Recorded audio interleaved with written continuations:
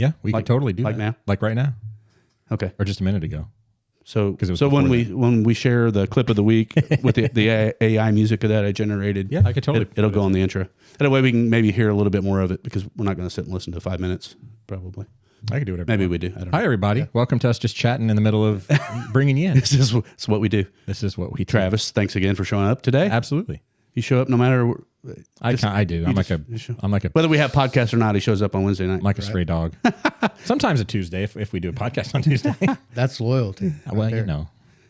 So welcome to the They feed me. Unite the Divided podcast. Welcome to our first-time guest, Christopher Glenn Newman. Mr. Newman and I met, I guess, on Facebook, and I'd seen a few things that were interesting to me and kind of aligned with some of the thinking and things that we've been saying here on the podcast. And that doesn't always usually drive me to reach out, but I had two very close friends that listened to the podcast that also were seeing the things that you were posting, and they've shared like something that you would post. And so that caused me to reach out to you. So thanks for answering the reach out. Yeah, thanks for contacting me. Yeah. I really appreciate it because the more conversations we have, with like-minded and even opposing-minded people, the better understanding we have of what's going on. So I really appreciate it. Yeah, well, I mean, we agreed to meet at the Donut Bank to have coffee right after we introduced each other on Facebook. And man, I just wish we would have done that on a podcast because we had a great conversation. Oh, yeah. And I felt like we covered a lot of things and learned a lot about each other. And so that's why when you came in today, I'm like, I don't want to get right into just talking to stuff because I'm like, wait, this is something I want to talk about. Yeah, right. Then I don't like talking about things twice because it's just doesn't make sense. Well, and then I feel like we were really comfortable, in that conversation to where, to your point, we could have picked right up as soon as I walked in the door tonight 100%. and just hit the ground running. But it's like an old friend that, right. You graduate high school with or whatever, and you might not see him for 5 years. And then you walk into the room, you're just like, give each other a hug and you're doing the same thing that you're doing. How you been? How's the dogs and kids? What's That's right. So definitely. Yeah. That's right. Well, again, just thanks for coming. So we can get right into some of the things that are going on. I did some research, but before I, kind of get into some topics, why don't you just tell us a little bit about who Christopher Glenn Newman is? I'm going to probably call you Chris. I call Travis all kinds of things. Some things he likes, some other things that he doesn't. When you call him that, he kind of sounds like a shooter, with a three-name, the three-name assassin. True. Lee Harvey. I'm just saying. Right. It sounds like a writer. Oh, well, okay. That could be that's what it sounds like. A pen name. He goes right dark, and I was trying to give you the benefit of the doubt there. So maybe I need a pen name, right? Maybe. So tell us a little bit about who you are, Chris, and just kind of what got you doing, writing online and trying to communicate things and all that stuff. Yeah. So really, I'm just a normal, everyday guy that one day, I don't remember if it was on Facebook or what, but like the Evansville budget fell in my lap, and I had always had questions about local government, things going on in the city, but I just really didn't know what to do with that question. I didn't know the process. I didn't understand it. And so with this budget, I started looking into it, and I started finding things that just didn't make sense to me. And, I consider myself a fairly intelligent person. And so I started digging, and I started finding, what I felt like were red flags, a lot of interfund transfers, a lot of interdepartment transfers, back and forth, vague accounts, vague line items, miscellaneous funds, other funds, not, upkeep. And it just raised a lot of questions, not necessarily out of concern of wrongdoing, but like, why are we doing this? Is this normal? Is this normal procedure? So that led me to really start researching more, and I had a lot of questions. And as a citizen, I started to realize that's my obligation. If I don't understand something, to try to learn, to try to understand it, to, find those missing pieces to the puzzle that I'm working on in that moment. And so what are my courses of action in doing that? What are my theaters in which I can engage to gain that information, be it a public city council meeting or public portal for, various board meetings or the budget, like I, originally started this. And as the more I researched and the more I dug, the more questions came up.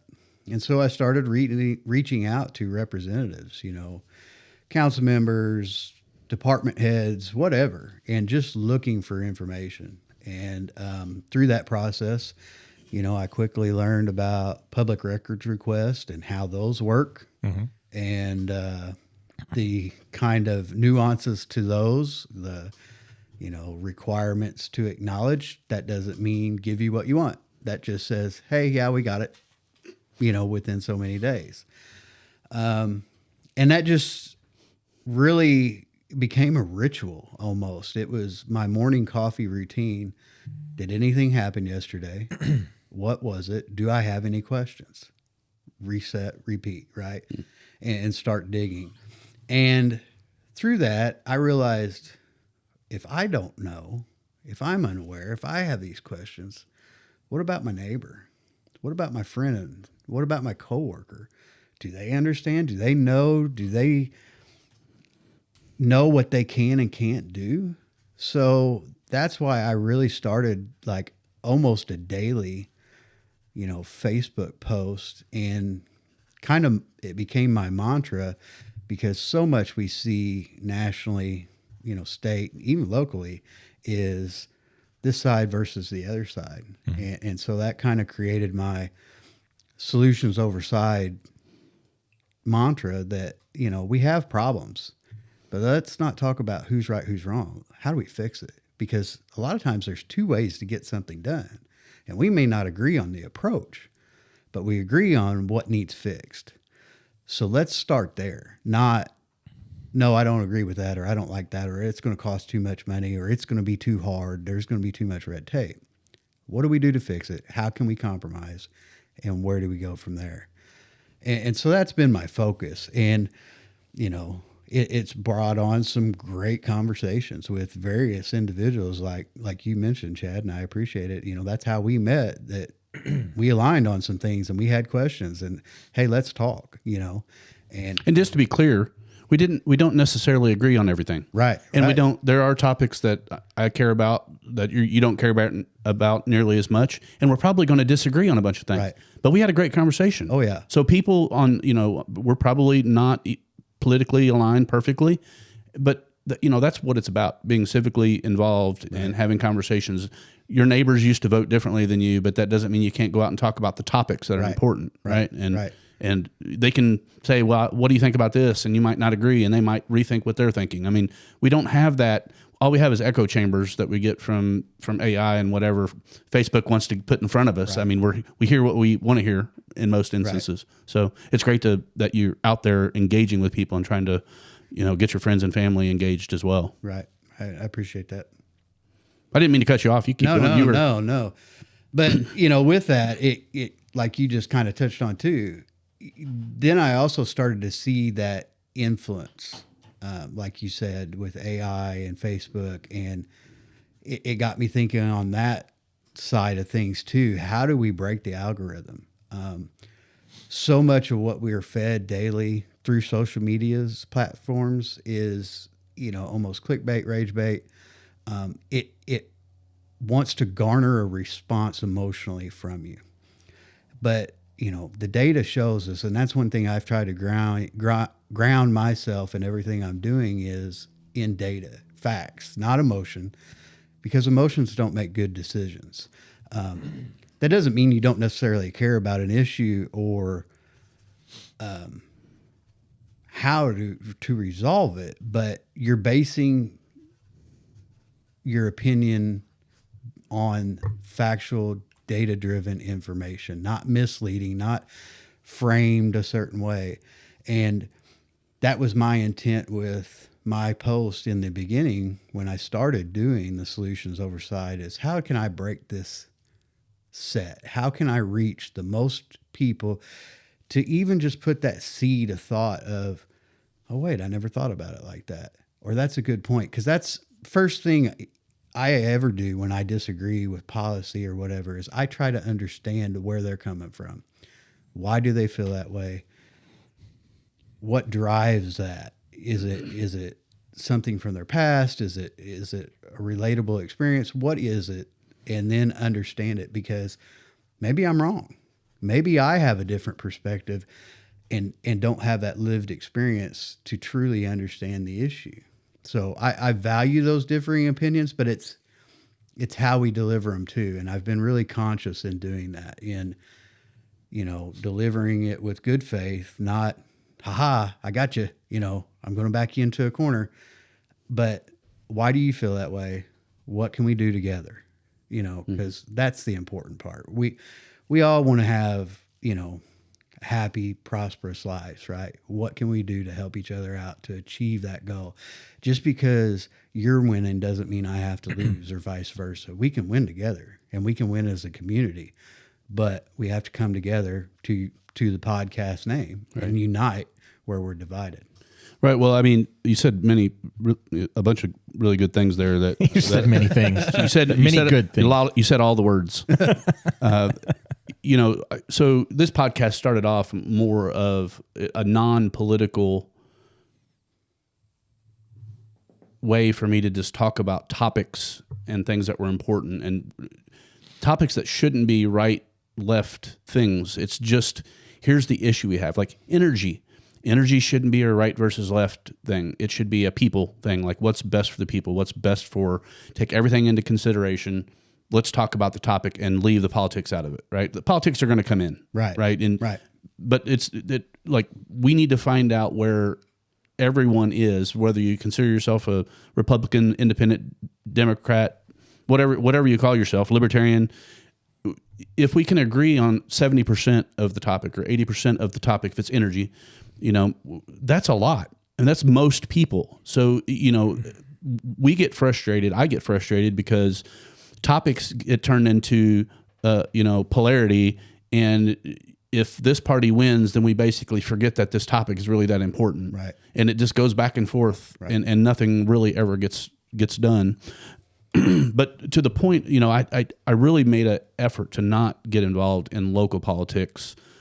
And there's several reasons why. I mean, there's just more things from United Divided is like anti-tyranny. So there was a lot of things going on with COVID and everything that I didn't feel could really be addressed at focusing on the local. In hindsight, I probably should have focused a lot more on local. And it's because, just looking at how the COVID went down in town, nothing's really changed since then. There was no, whoops, we kind of got that one wrong. Whoops, if it happens again, we're going to do this differently. So you should feel like our decisions are going to be better. We made a couple mistakes along the way. Like admitting you were wrong is actually a strength to me. If you can say as fast as you can that I was a little bit wrong here, but this is why it happened and this is how I'm going to fix it, that tells me you're thinking about it and you care about it. But to back to the local piece of it, you and I talk about accountability and transparency a lot in our posts, and a lot of it comes back around to that. What concerns me most, and why I'm now inviting people like you in to talk about some local issues, is the seeming unwillingness to have a robust conversation about the things that are going on that people are frustrated with. The lack of caring about answering a question, to the point where I really decided to start talking about local more is when I got censored on Facebook via local politicians. So I was talking about the water department and how they were handling a certain thing. My wife actually got a post removed. She thought she had messed something up, and I'm like, that's weird. I mean, first of all, she's been a Democrat for a very long time, but I'm like, well, post it again. So she posted it again. People started commenting. I commented on it again. It got taken. It was removed again. And so that got me like, okay, well, tyranny's in our back door. If you are involved in a department in a government that I pay taxes on, we pay taxes on, and you are unwilling to hear any critical feedback or to answer serious questions that people have, that's a problem. I mean, and this isn't political one way or another. I don't care if it's a Republican or a Democrat. The water department shouldn't be political. Right. Here's a problem. Please tell me why this happened. How can you assure me it won't happen again? It's what happened. Right. So, we could go down that rabbit hole as to what happened to really to clarify it. But sitting down with you today, in big part for me, is to take everything that I've been paying attention to nationally and bring it to the local level. Whether that we do uncover some corruption, where's the money? Why, where's all the money going? Right. Why? You kind of inferred a Tool song in there. You said, "Why don't the pieces fit?" I mean, that's obviously a Tool song, and that'll come into play here in a minute. But I'll circle back around to you. So, transparency and accountability. Why don't you talk about some of the posts that you made, maybe, and let's just kind of dig in to why you make those posts and what you learn from those things, and things that we can kind of riff on back and forth. I know there's a couple things that we agreed to talk about, but yeah. So yeah, definitely the transparency and accountability. Number one, perception is everything. If local government, national government, your boss, whoever, right? If you don't feel like you can trust that individual, you've already broken it down. And there's been a study, interestingly enough, that shows that the two sample groups were equal in part, but they presented information to one part that it was 30% positive. And most of that group received it, even though it was it was less than a majority of positivity, right? The opposite group, they showed this is a 70% failure. And they were mostly opposed to it simply on that. So then they went back and they showed the positive group, the 70% negative number, and the negative group, the positive. Well, the positive group then saw that as negative, and the negative group still saw it as negative. You couldn't sway them because it was already framed negative, right? So that kind of circles me back to the transparency and accountability. So through my work and researching and digging and asking these questions, public records requests, etc., we as the public, as taxpayers, we're held to standards, right? Like tax deadline, you have to have a driver's license, you have to have proper documentation to apply for a passport. Pay your property taxes. Yeah, pay your property taxes, whatever it may be. But I was finding quickly on these requests that, we didn't really know what we were doing, maybe. And I'm going to pass the buck to you. And, maybe this is good enough. And that bothered me. Like, that's unacceptable. Like you were mentioning, I'm just a concerned citizen, and I have a question about why we're doing X, Y, Z, or why this, we're moving $1 million from here to there, or why are we paying across multiple departments contracts for drug and background screening? Like, why don't we have one? Wouldn't that be a cheaper rate to have one contract versus 10, 20, however many departments that crosses? And then actually just yesterday with this, I had two separate requests to two different local bodies. And all I was looking for was agendas and minutes for their meetings, public meetings. All right. And they don't, for whatever reason, use the city portal, which I thought was odd to begin with. Why? Every city and county board and commission should all be in one place for the public to easily find. That just makes sense, right? They're public meetings. Well, the one responded very graciously. Thanks for the question. Now that you brought it up, we should probably make this easier for the public to find. Thank you. I'm going to look into it. The other one, we got it. Send it to legal. That was the immediate response. I just want agendas. I wasn't asking for contracts. I wasn't asking for... Could it be a blanket, like an automated? It was personal. Oh, okay. Yeah. But that troubled me. Yeah. Why is that our initial response? And again, that's that perception, that negative bias now. No wonder the public. Why are most of our board meetings at 8, 9, 10 o'clock in the morning? Most citizens work during the day. True, city council meetings are in the evening, but again, that's not the only meeting that decides things in Evansville. You got area plan commission, you got, zoning appeals. There's multiple meetings that happen throughout the week. Why are they not uniform? Why are they not everything meet a standard? Not necessarily like there's any wrongdoing, but let's hold ourselves more accountable. Let's be a city, right? Like, kind of circle back to your point. You weren't thinking locally, but let's start something. Let's start a grassroots where, hey, Evansville's got it right. And that expands into Bloomington maybe, and then into Indianapolis. And then next thing you know, people are talking about Indiana. They got it right. If you want something, you can find it. You don't have to jump through hoops. You don't have to pay ridiculous fees. You don't have to wait 6 months to see line items of the budget and where the money is going and why. And to that, simple questions. Why are they not getting answered? And I've seen it. I've seen it on other posts on socials where certain entities will quickly correct openly false information.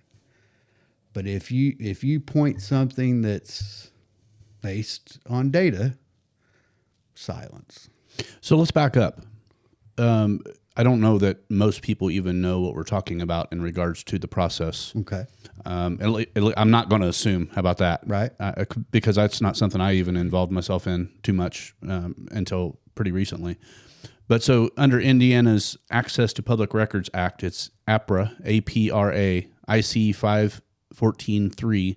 Public agencies, including those in Evansville and Vanderburgh County, have strict response timelines.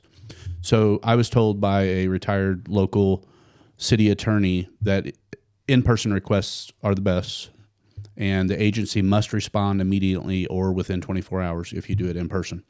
Written request, email, mail, fax, who does that anymore? The agency must respond within 7 days of receipt. And so if the agency doesn't respond for written request, if no response comes within 7 days, the request is deemed denied. IC 514.3.9.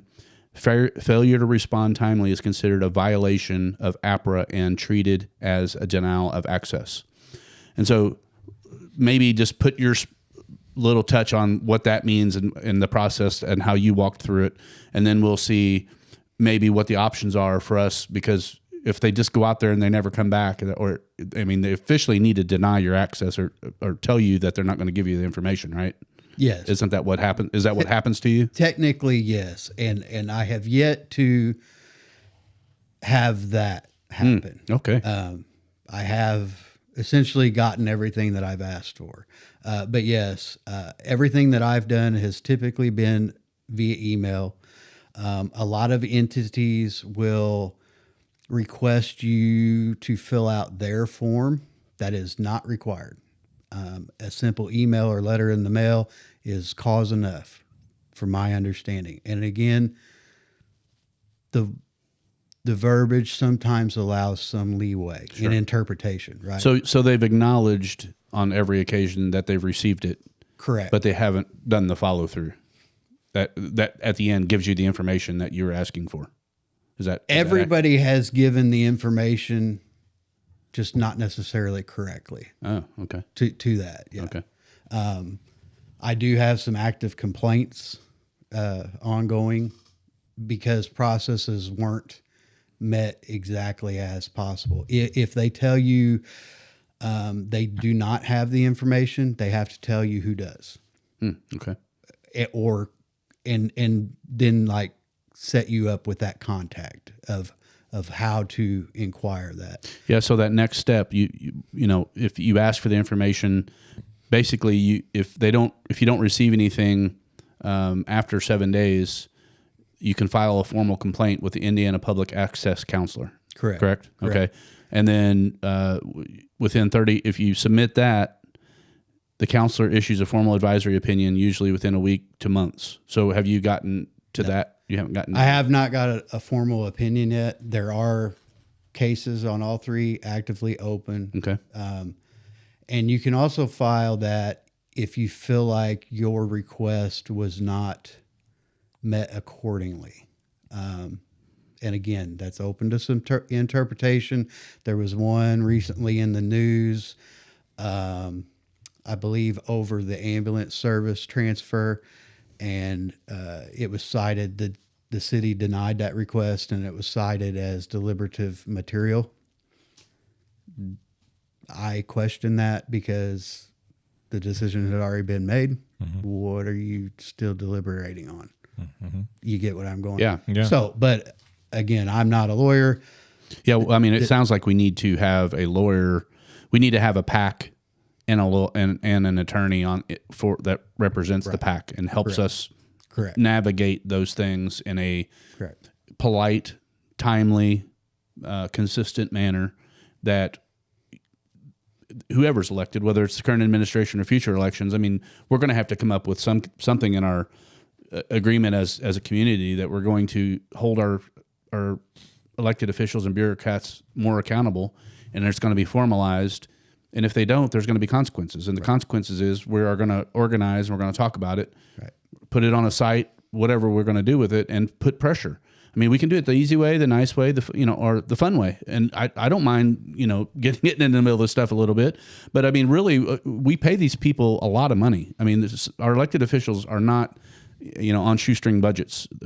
Personally, I mean, they're all making more money than I am. I'm pretty sure, at least the higher up ones. And so, to me, we're paying them tax dollars. They need to be doing the job that they're required to do. Correct. So once you file that complaint, they then, once it becomes official, they will send that to whatever entity your complaint is with. And that entity then typically has 30 days to respond.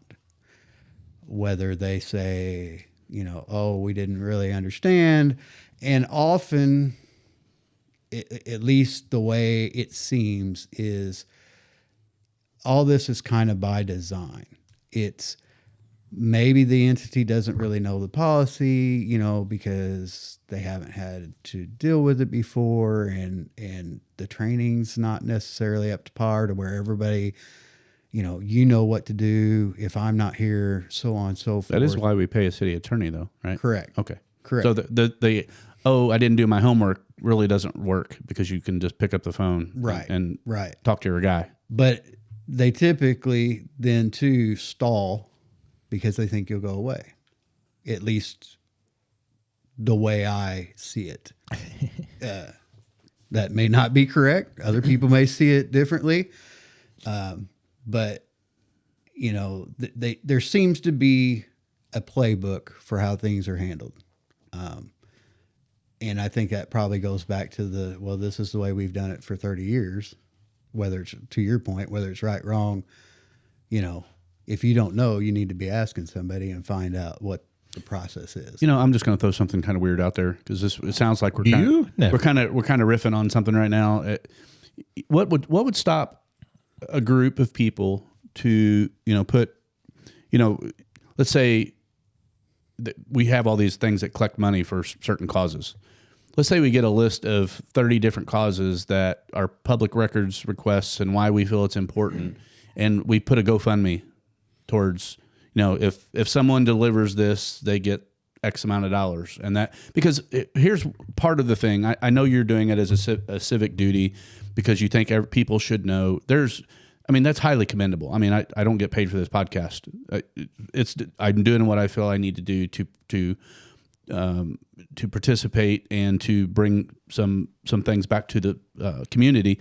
Travis volunteers his time. I mean, at some point, we need people doing this all the time, and I don't know why we shouldn't maybe figure out a way to fund some of this work. If you're going to take a half a day that you're not at work to do this on behalf of the community. I mean, it's kind of what journalists and newspapers are supposed to. Wouldn't this kind of be like a public oversight? Like, isn't that? Well, yeah, that's what I'm saying. There needs to be some kind of, I don't know where the funding would come from, but it seems like public oversight. Like we need to be auditing the government all the time. Right. I mean, why couldn't there be I know it sounds kind of weird, but why couldn't there be a government fund for oversight, like having oversight? I mean, didn't there used to be a public oversight committee, or wasn't that a thing? I'm sure there has been. I don't know. Civilian oversight. Right. I don't know if necessarily that was like a city level Oh, okay. But yeah, but Well, yeah, a watchdog group that's like, hey, this is what you're supposed to be doing. What are we doing? So back to my weird idea, I kind of feel like whoever let's say we have this campaign and we're going to agree as a group, and we're probably not in the same party even, but let's just call ourselves independents who are going to have an idea that we want people to gather around and to consider. And let's say, we are only going to elect people as a county, as a city, who agree to be open, transparent, and accountable. To the point where, why wouldn't we, put someone in an administration? Let's say if XYZ wins the mayor, why wouldn't they account someone on their staff to make sure that the public requests were happening in a timely manner, that the things we as a community have decided these are important enough that we feel like we need to be regularly updated? Because you pointed out earlier, I want to say thank you for going to the city council meetings, because most people that are working and busy doing things don't have time to go down there and do that. And you did. And I want to dig into that a little bit more too. But, we need people that are in there that are given airtime to tell them what we are thinking, because it just seems like they're in an echo chamber and they do whatever they want to do. And we learn about it years later. I mean, if that's so I guess for me is whoever I vote for next, if they can commit to making it transparent and accountable, Right. And figuring out a way to do that. Me and Joe talked about it last week too. What are your thoughts on that? And I don't know how deep you've thought into that yourself, but like we need to demand it from whoever we decide we're going to elect. No, I agree. Regardless of party. And to that, like you said, me alone, you alone, whoever, even us together, it's hard to do that. And to your point about city council, meetings, I feel like it's my obligation to do that, because for too long I had my head in the sand and I just went through life. Right? We're all guilty. Complaining that, my taxes, this road's horrible. Yeah. But I didn't know what to do. I didn't know the process. And so I started getting more involved and watching these board meetings and council meetings and plan review meetings and seeing how these decisions were made. But to that point, like you said, the echo chamber, I did the math, and throwing out the budget meetings for both city and county council meetings for 2025, I believe the average city council meeting was just over 60 minutes and the average county council meeting was just over 70 minutes. Okay. And typically that's okay. We're starting the meeting. We're doing the Pledge of Allegiance. We're doing the prayer or invocation, however you want to word it. We're reviewing the last meeting minutes. Here's what ordinances or whatever we're voting on. And typically that's, this is the ordinance. Does anybody, motion to approve? Aye. Is there a second? Aye. All those in favor? Aye. And that's it. A lot of times, like today, before this was a county council meeting this afternoon, and and you went? No, okay. I watched it. Oh, okay. But it was less than an hour or right at an hour, and that was electing the president for this year. The legal representation for this year, appointing all their board appointments for the year. And a couple ordinance reading, that quick. So again, perception. How are we making decisions that affect city citizens, county citizens, in minutes? So, again, my head's not in the sand anymore.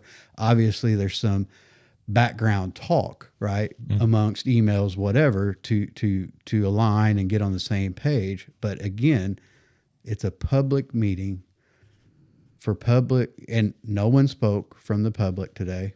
And there, I don't know, handful of people that I could see in the, Did they even open it up? crowd. Yeah, they do. They do every time. Oh, okay.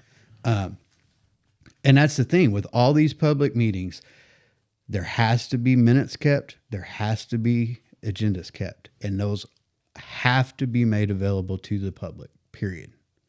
It's Indiana law. So again, that circles me back around to the city portal. Wouldn't it make sense for all of it to be right there? You can see, because I do that every week on my social, is I post on Sunday what's happening the week. And typically, if the agenda is available, I try to share a link to the agenda too, so citizens can see that. And you can, like city council, you can review the agenda for that particular meeting and anything that they're voting on, be it an ordinance or a resolution. Typically, there's a link inside that with details of what it is, and you can educate. And then I encourage everyone to do that, at least. If you're not going to do anything else, do that, to where you're aware of what's going on. Be it a project sneaking up, and there's one in particular we can talk probably later about. But those things, and then you can, proper channels, email your representative, be it your ward representative or an at-large representative that represents you, and voice your concerns, or the council president, and say, look, I've got concerns with 1, 2, 3 of this ordinance, and why are we making this exception, or why are we not making this exception? That's the one we both saw today. Why is it okay for you but not for them? And those are the questions, meaningful, quality questions, that's not out of anger, that's not out of spite or whatever, but out of genuine concern of, why are we doing this?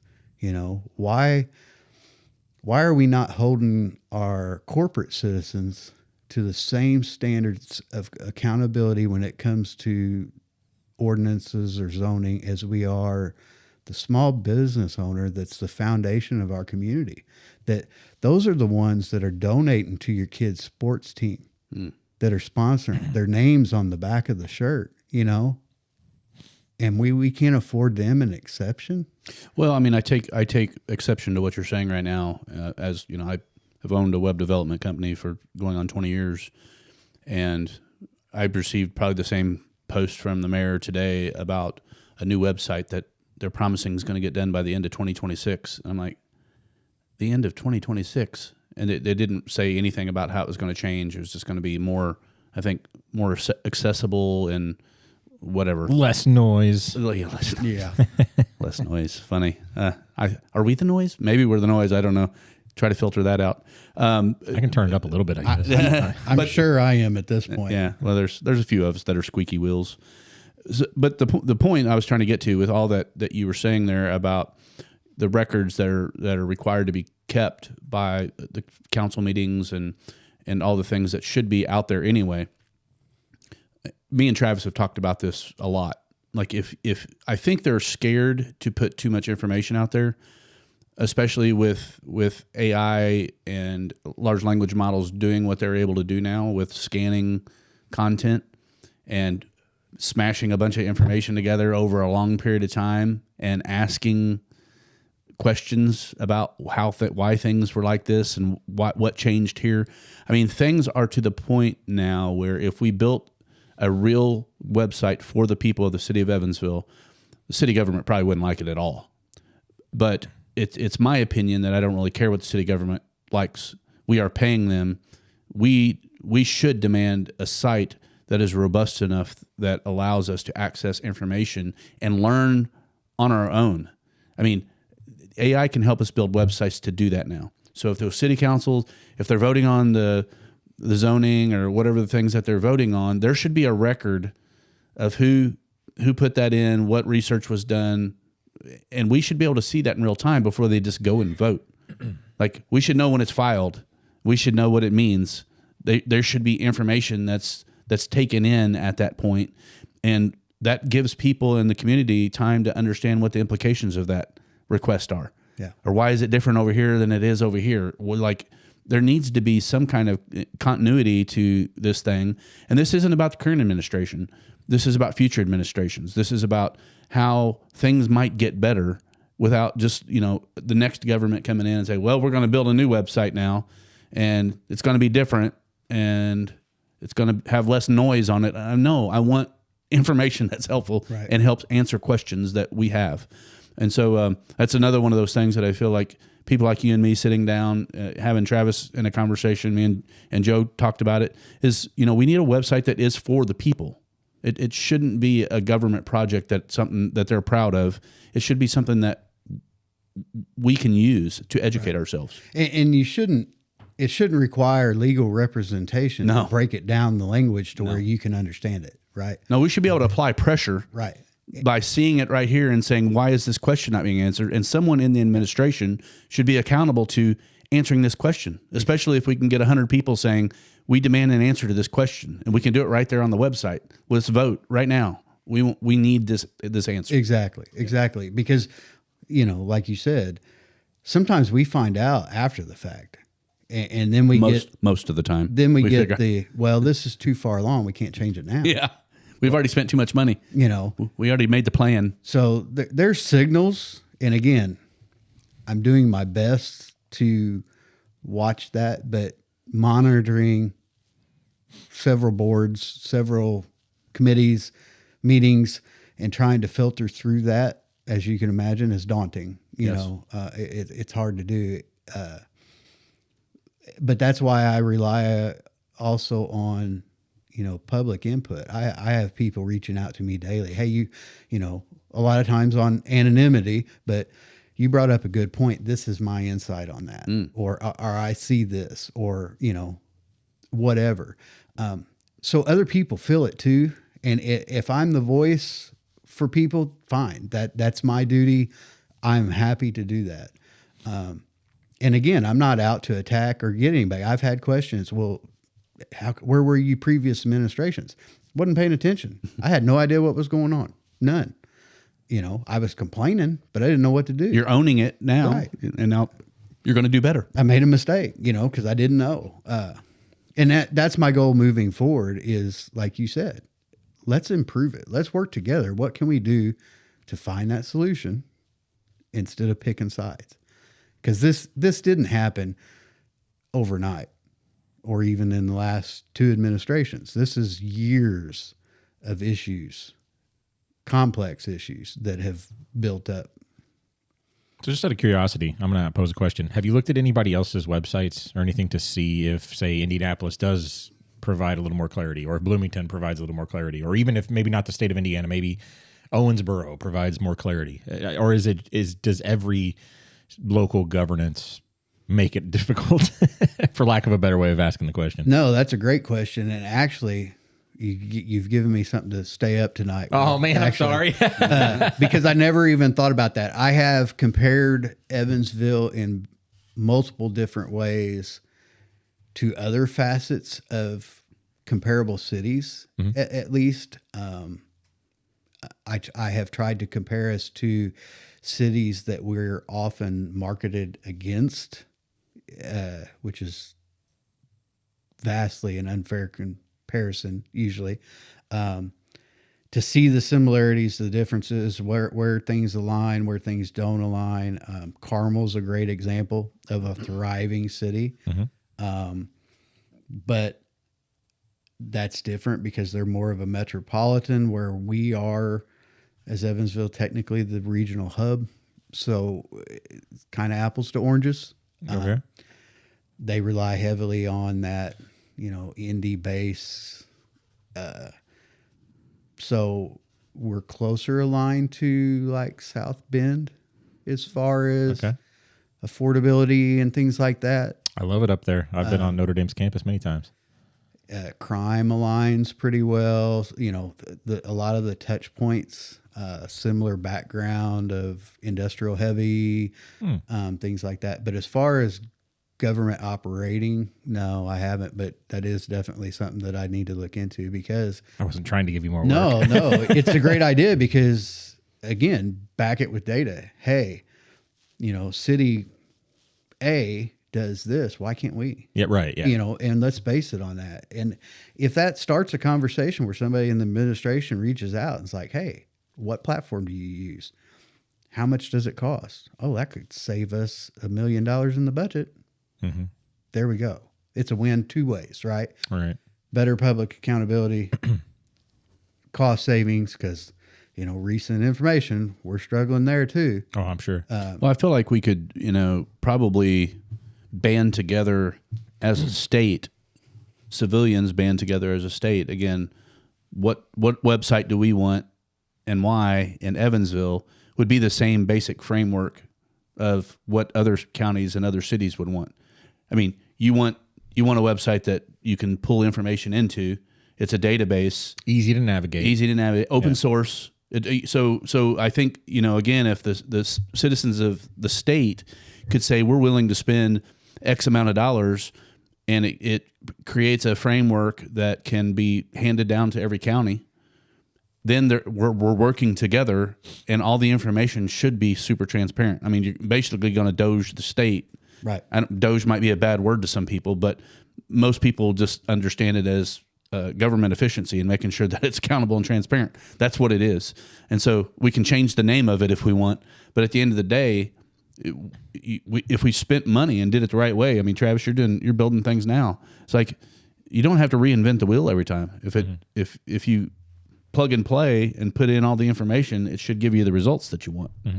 A lot of times, yeah. So, and there's certainly people, from my experience, from Northern Indiana at the very least, that want to collaborate with us, especially when it comes to like utility and electricity rates right now, because Northern Indiana is facing the same kind of crippling utility rates that we are. Oh, really? And actually, I believe it's NIPSCO just superseded CenterPoint for the highest rate in Indiana. So I've had some, quite the title to put on the mantle. Where is that? Sorry. Is that South Bend or higher? I think it's up the Fort Wayne area. Fort Wayne, okay. If I'm not mistaken. Of course, closer to Michigan. I've got a lot on my plate, and so things cross sometimes. Well, that's interesting because I mean we hear around here, like counties to our north, the energy rates aren't nearly as high. Right. They've got Duke. They've got some competition now. That could get worse. Right. But they're at least better for now. And it will. Yeah. Because so part of the reason why Duke's rates are more affordable is what was the name? Nabisco? No, I'm kidding. NIPSCO. NIPSCO. I was going to make a nipple joke, but I didn't figure it was very good timing. Well, I thought Nabisco was a little better. I don't remember exactly what it stands for, but anyway, Duke. The reason why they're typically much more affordable is because the Gibson generating station produces far more electricity than they need, right? Than they use. But they sell back to MISO that sells to CenterPoint when CenterPoint's not generating enough electricity.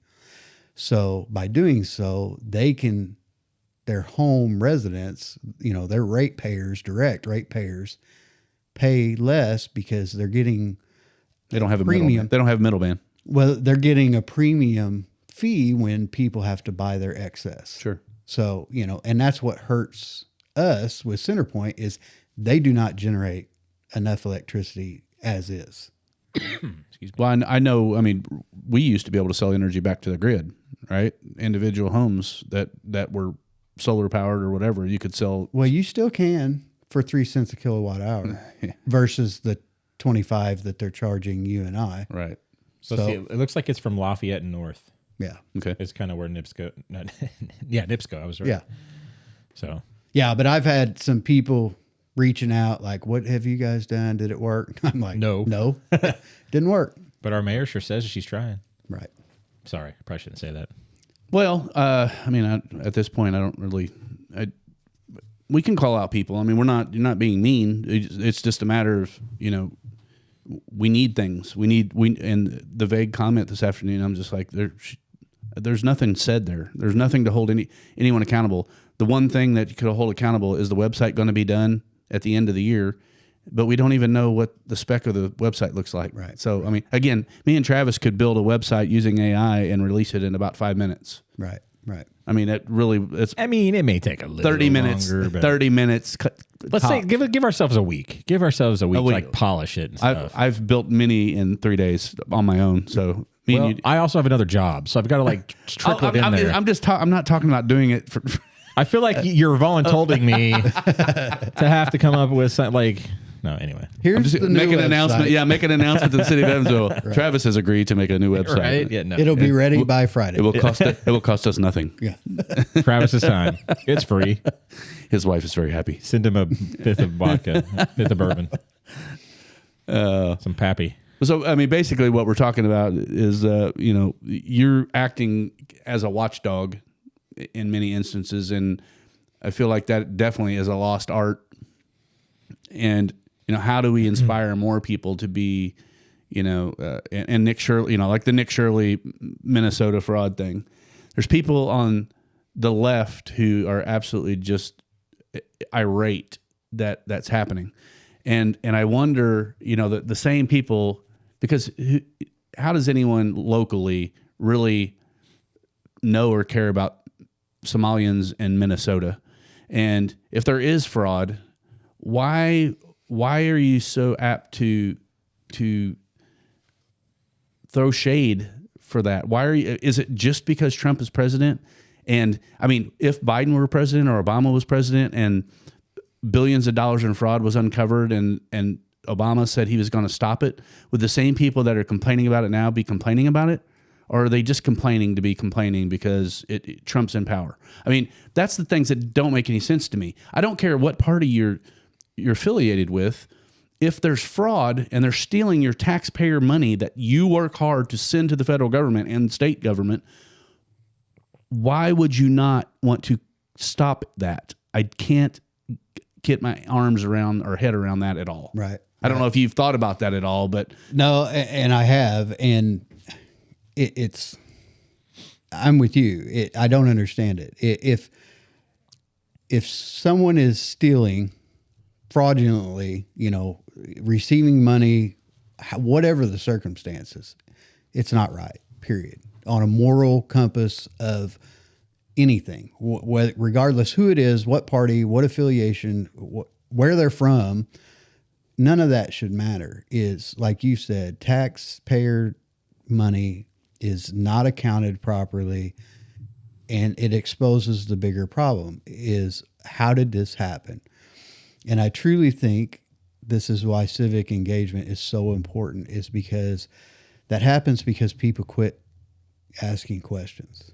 Now, there's a fine line, you're going to be met with some dissension when you start asking questions. People, the conspiracy theorist label starts coming out usually immediately, right? Our president's right over here. I relish in that. Right. It's fine.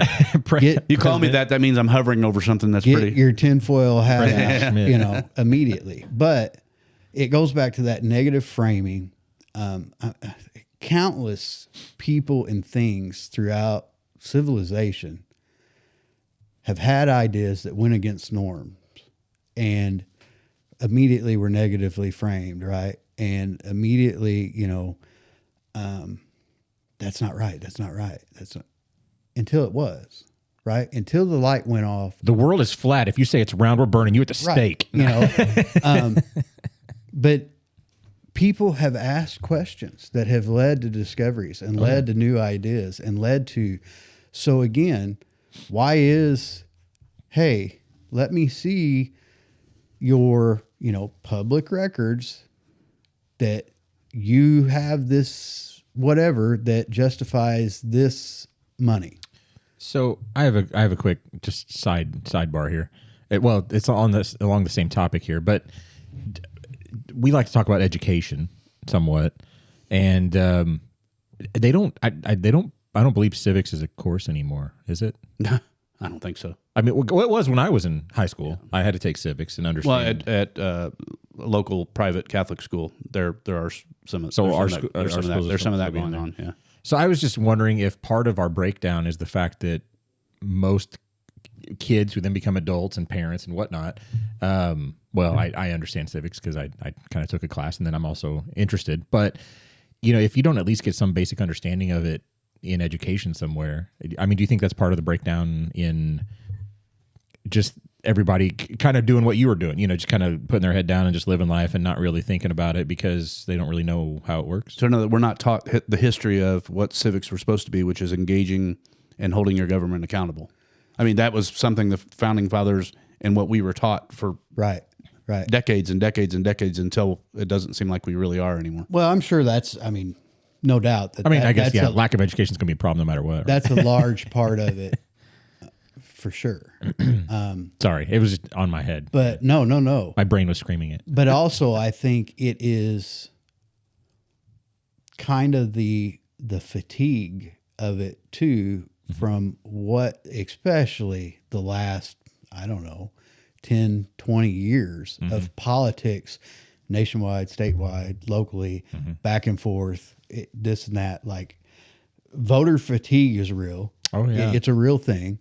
When we used to be able to talk to our opposites and still go out and have a drink later. Right.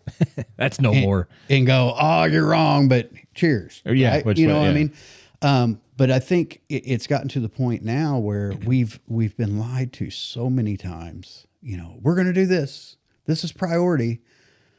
And none of them, especially the two powers, have ever really produced in good faith what they've led you to believe on both sides.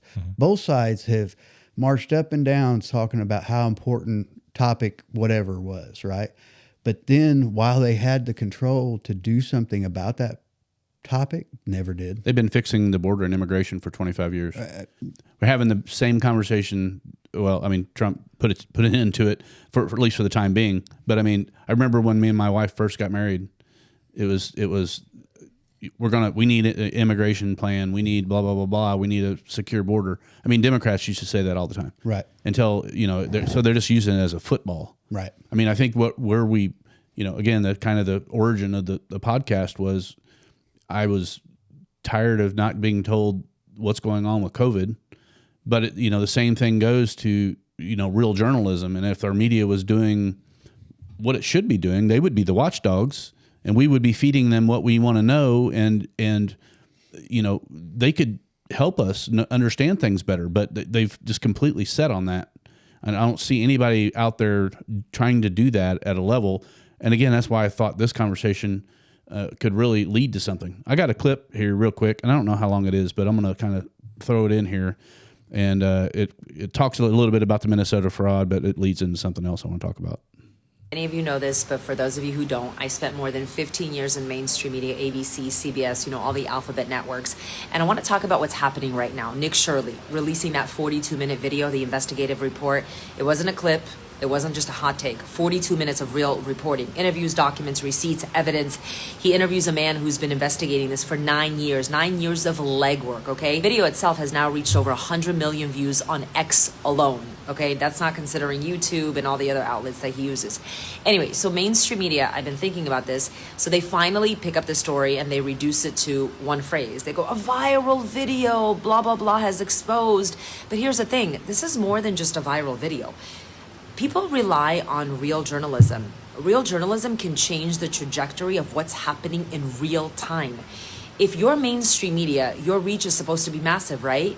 And with that reach comes responsibility to hold elected officials responsible, those in power accountable. So mainstream media, what they did was they minimized Nick Shirley's report. Because if they call it what it is, an investigation, the next question is unavoidable, in my mind. How did local journalists miss this? You live there. You work there. You're part of the community. There is zero chance people were not talking about this, okay? And this is why so many journalists, like myself included, have walked away from mainstream media because your hands are tied. You're not allowed to do real work. You're not allowed to do journalism, what you went to school for. So independent journalists step in and do the job, and legacy media is then forced to play catch up. This was not a viral video. This was an indictment of modern media. Hey. Yeah, so I mean, we talk about this a lot, and how do we make better decisions moving forward if we don't get the information given to us in a timely manner? And so, part of this kind of, I guess, pivot for me for at least one channel on our podcast effort, I would really like to grow this into something where people like you or other people who, want to organize and focus on certain things and be journalists, give our elected officials a chance to come on and tell us what is going on. That way we can understand it. Maybe they're not in the wrong. Maybe everything that's happening is pure and clean as the driven snow. But if it is, it should be a really easy conversation. If it's not, you're not a public official. You're somebody that's hiding things that could potentially harm us. And I go back to the COVID story again, just because, our local health department, we were told you have to do this, you have to do this, you have to do this. I haven't seen any kind of retraction. I haven't seen anything that's been about being reported about the adverse effects. It all just kind of went silent. And I'd never ever want to forget that. I never ever want my kids to forget that, because you put that kind of power in the hands of one entity and they can just tell you what to do. First of all, it's a dictatorship and authoritarian and totalitarian, whatever you want to call it. It's all those things, and it's everything that our government, our founders warned us of, that our government would become. And it's our duty as watchdogs to say, no, you just can't do it anymore. We're not going to stand for it. Right. So, right. And to your point about COVID, one of the things that I often questioned then, and I guess really that looking back, that kind of started my thought process, was when a local group would share the numbers and would say, this many patients have, COVID. And I said, okay, where's the detail that shows which ones were admitted because they have COVID, or you just are included because you tested them and they have COVID, but they have a broken foot and they're not really sick. Yeah. You see what I mean? Yeah. Like, you can inflate your numbers. And now we find out the tests are not even legitimate. That's, again, to that kind of Nick Shirley point. The journalism went away when social media became real, because everything became instant. So as soon as I could break a story, whether factual or whatever, I'm getting you the story first. So people are going to share my story first, which is going to drive advertising, which means... I feel like it was even before that, probably. Probably. Yeah. But that's when it really just took off like wildfire, right? And then you've set the narrative, right? It's back to that negative framing. Mm-hmm. If I can capture and control it, they're going to rely on me right off the bat. So, again, that's my effort and your effort. Like, let's talk about it. Let's have real conversations. Share with me your side. But you find that it gets shut down so quick. Red flags for me. Hey, can I call you? Because that's off the record, right? Hey, well, it doesn't have to be. Not knocking on our coffee meeting, but you want to meet somewhere, right? Mm-hmm. The best advice I can give to anybody in those situations, let me follow up with an email what we discussed, because now you've got it written of what really transpired. They can't flip on you. You can't flip on them. This is what legitimately happened. People are afraid of that. So, yeah. I got one more clip here that kind of fits right into this, and this goes to another topic that we've been talking about quite a bit. And I don't know if you and I talked about my run-in with, I think we did, run-in with local college professor, and actually several college professors that teach at a local university. And so it was right around the Charlie Kirk assassination. Wait, pause. Charlie Kirk. Wait. Oh. Charlie Kirk. Anyway, yep. That's Travis has his freedom shirt on that he got for Christmas. I do. Anyway, Merry Charlie Christmas. Kirk. Yeah, thank you. So again, you don't have to like Charlie Kirk. It doesn't matter if we agree or disagree on the things that he was trying to do, and I believe he was trying to do a lot of things. He was definitely trying to drive civic conversations amongst young people. He was getting them involved in paying attention to what's going on and asking questions and learning how to come to a debate and ask questions and be challenged on those questions and preparing for how you're going to respond to those questions. I mean, take the politics aside, whichever way he leaned that you liked or didn't like, just the education part of it. If someone that disagreed with him on everything learned how to do what he did, it would be great. We need people on both sides presenting the argument at that level to really get to where most people will agree. They're not going to agree all the way with Charlie on some things, and they're not going to agree with the left's version of Charlie. What I have found is the left isn't really able to bring any of those people to the table that are doing a very good job. And part of it, to me, I feel like it's because the left doesn't do any kind of a job at self-policing. And I say this to my friends. I mean, Sheriff Noah was here, and he's a Democrat. He told me that we shouldn't platform and talk about Nick Fuentes. And he said, well, you shouldn't give him more power and energy. I said, you don't have to agree with Nick Fuentes. He's got a bigger following than most any other internet influencer right now. And it's not because he's right about everything. It's because there's enough people out there identify with the things that he's saying that you're effectively just throwing those people in a corner and ignoring them. And if you want to get a violent revolution or it to build and get worse, keep on minimizing those people and putting them in the corner, and you're going to make them angry and older and, in more powerful window of their life where they can do things that aren't good. Instead, let's just have robust conversations.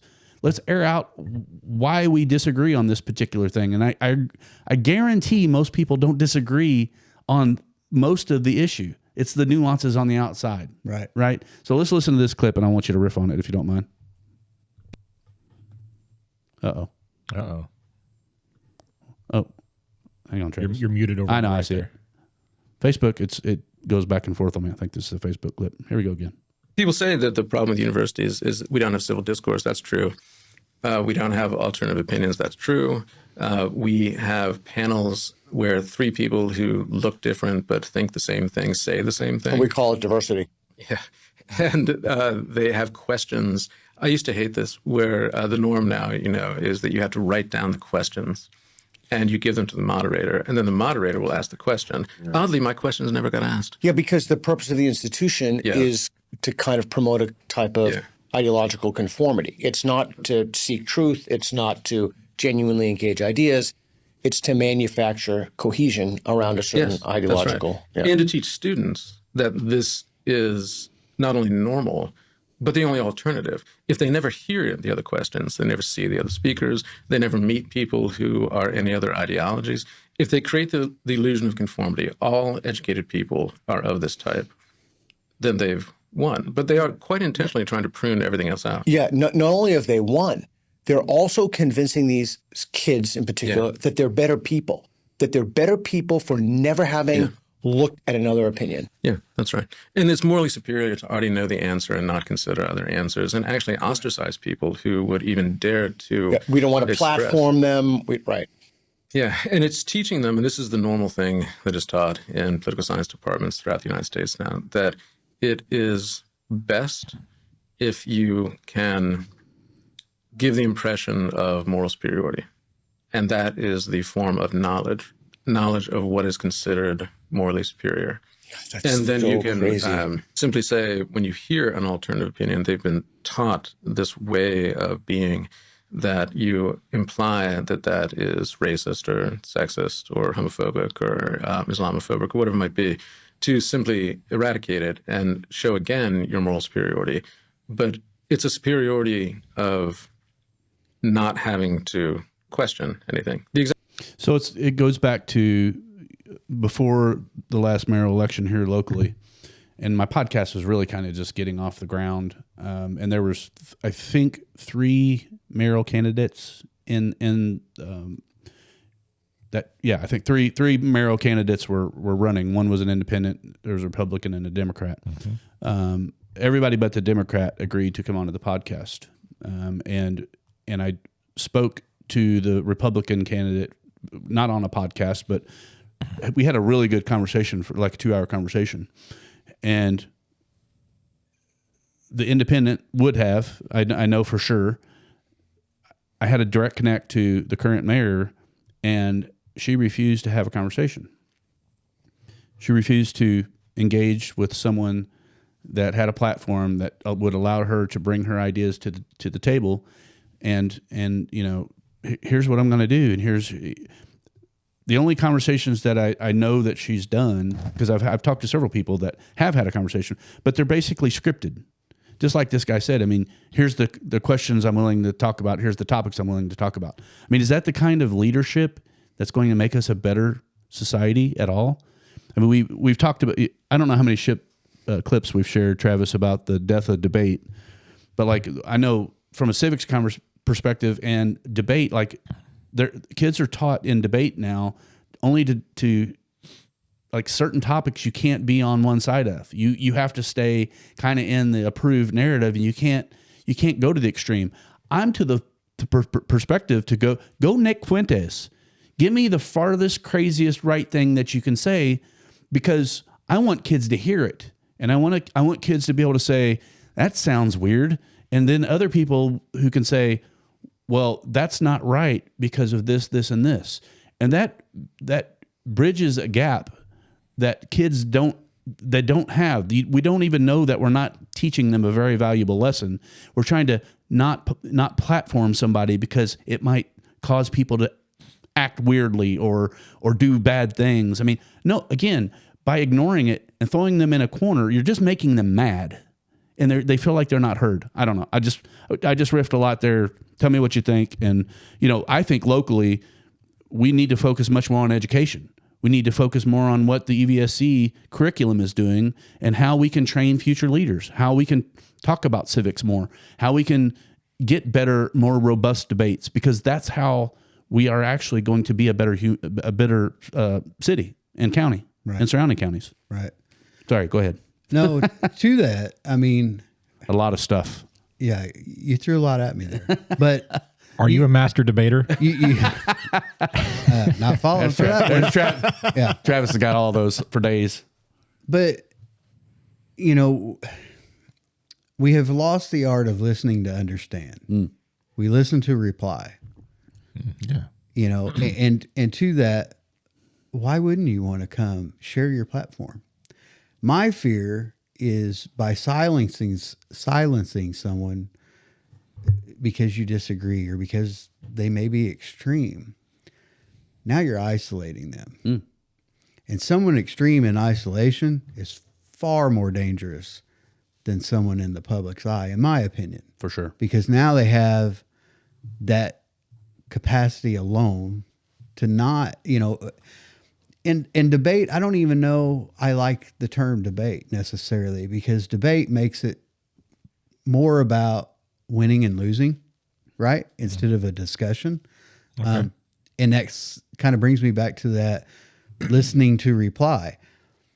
I'm not necessarily, if I'm in a debate, right, and for example, presidential debate that turns into who can outsmear the other one. Yeah. Basically, right? It used to not be that way, but yeah. Right.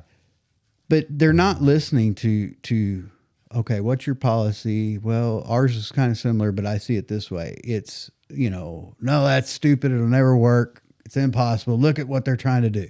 Immediately trying to figure out how to rebuke it. It's more of a defamation, a rebuttal of you're wrong. And it could even be, I've seen times where they actually agree. They just reword it to make the, and you're going, you just said the same thing. My favorite, I just have to interject, my favorite debate discussion where they agreed was when Hillary tried to tell Trump that he didn't pay taxes. And Trump was like, no, I don't. Right. Because I utilize the system just like all your friends. Because I'm smart. Right. Because I'm smart. Anyway. If she wanted to change it, she could, but she won't. Right. Because the people that don't are her donors, I mean, it was great. But to that point, that's a great... Not trying to say like I'm not just a Trumper, but that instance was great. But that's a great example of you're not addressing the problem. Right. Okay. So maybe he did, and he openly said, yeah, I do. There's a loophole and I'm going to take advantage of it. Right. If you want to fix it, do it.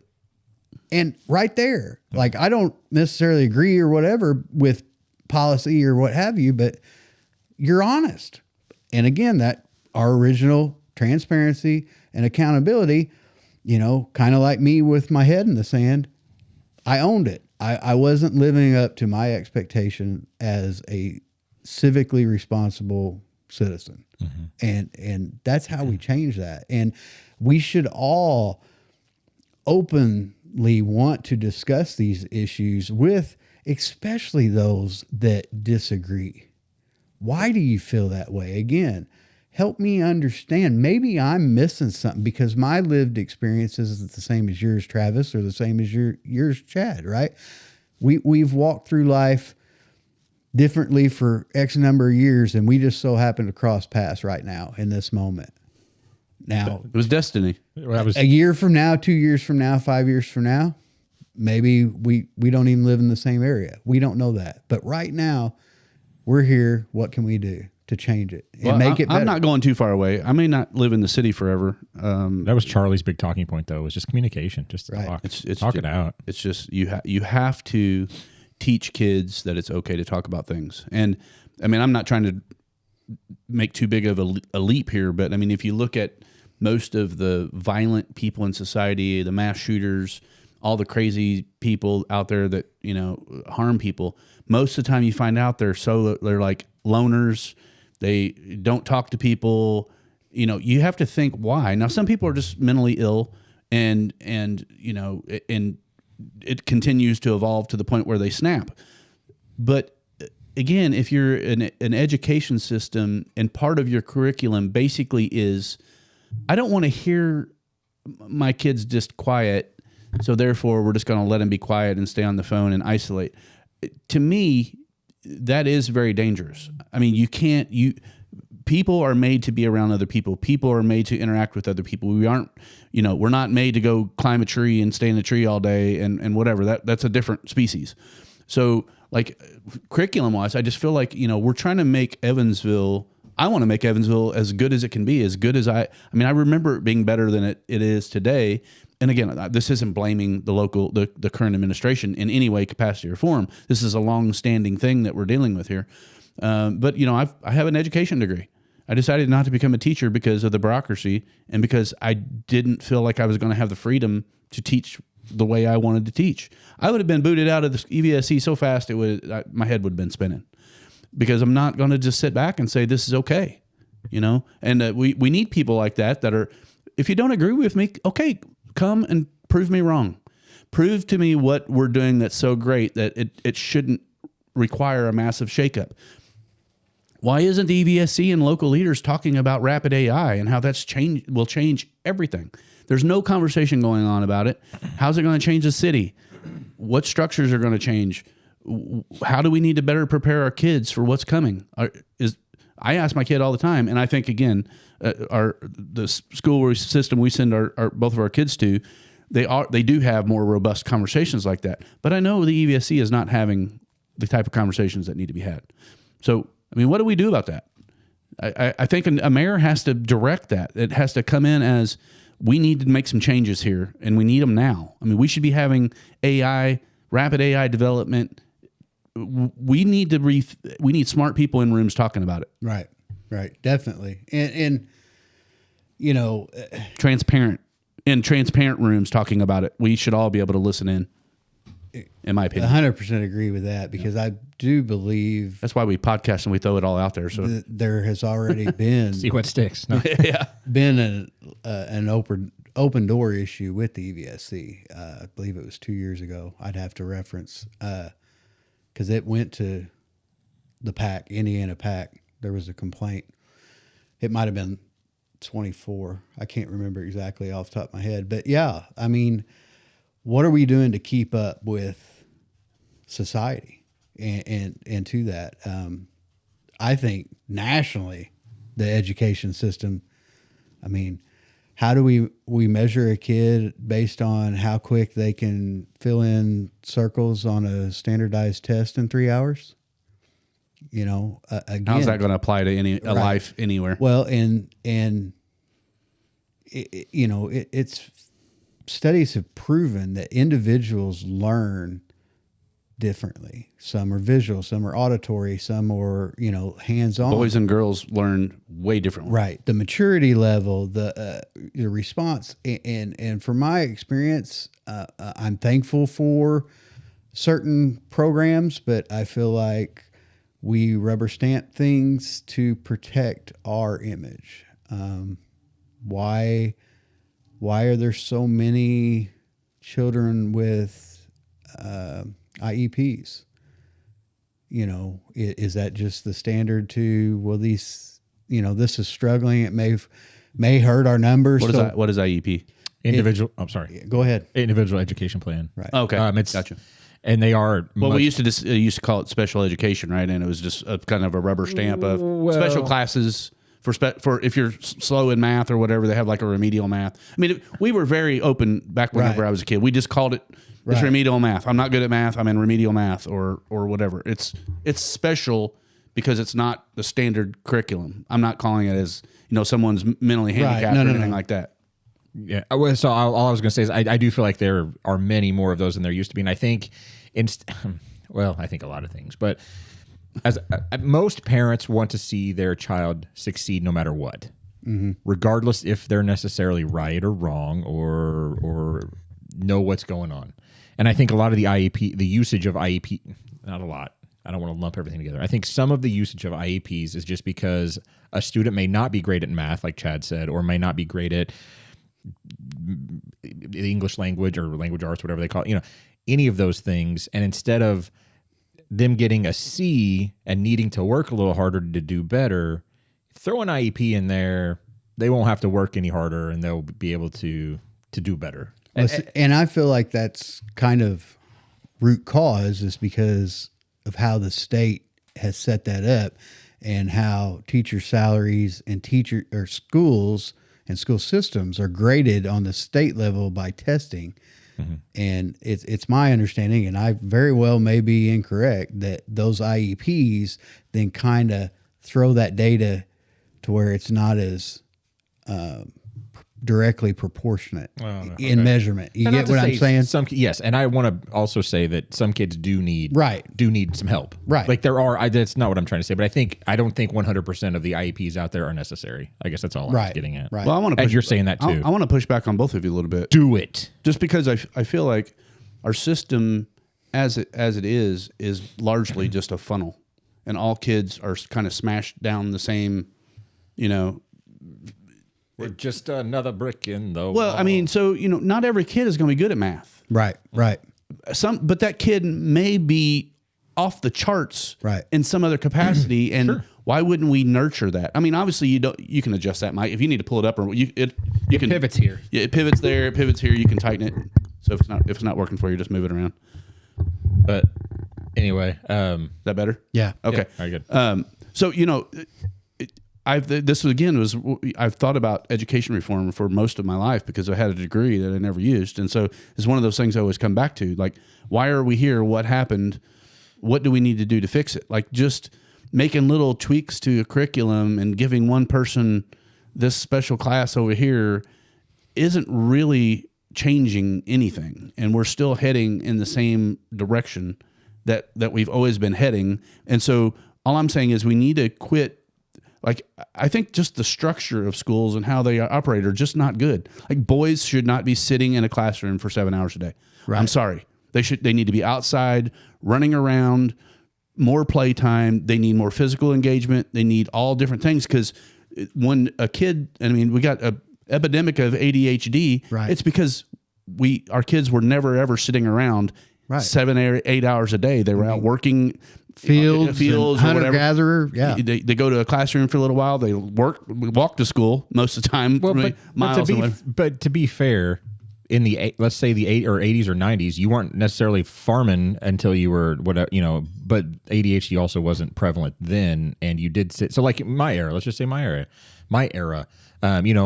Most of my education was in the 90s. We sat there for the 7 hours, I went outside twice a day, and we had gym class every day. Yes, and so it changed after. I mean, it was a slow change. I'm not saying overnight everybody got ADHD. That's not. I'm not. No. And I'm not saying that either. I'm just saying that in a time where we did have to sit there, but ADHD wasn't prevalent at that time, and neither was processed foods in high capacity. And to that too, when we got out of school, I mean, we were on our bikes or skateboards or No, that's whatever. true. We That had is true. three television stations and no cell phone. until it was dark. The technology, you know, definitely, yeah. until like gaming systems started creeping in. Yeah. You know, we were active. I mean, summer, from the time I woke up till the time my mom or dad or whoever hollered for me, I was gone. Yeah. If you were bored, Same. guess what? Same here. You Right. became a reader. Right. And that's not bad. or, you know, you were mowing the grass or painting or Oh, you're fixing the bored? fence. Drinking out of hose. You just But- you wouldn't see a kid just sitting around like Right. But to your point, like with the education, I would even push even further. So what is the value of giving such a broad, general education? Why do we not focus on, you know, little Johnny is a math whiz. Let's feed him math, right? Or, you know, instead of, you know, here's trigonometry and you're whatever you're wanting to do has nothing to do with that. Why are we just a broad level, you know, instead of focusing on things you're good at and success points, and further, like, why are we promoting in a way this like high school of direct to these manufacturing jobs like it's a good thing? So I feel like it's a very negative thing.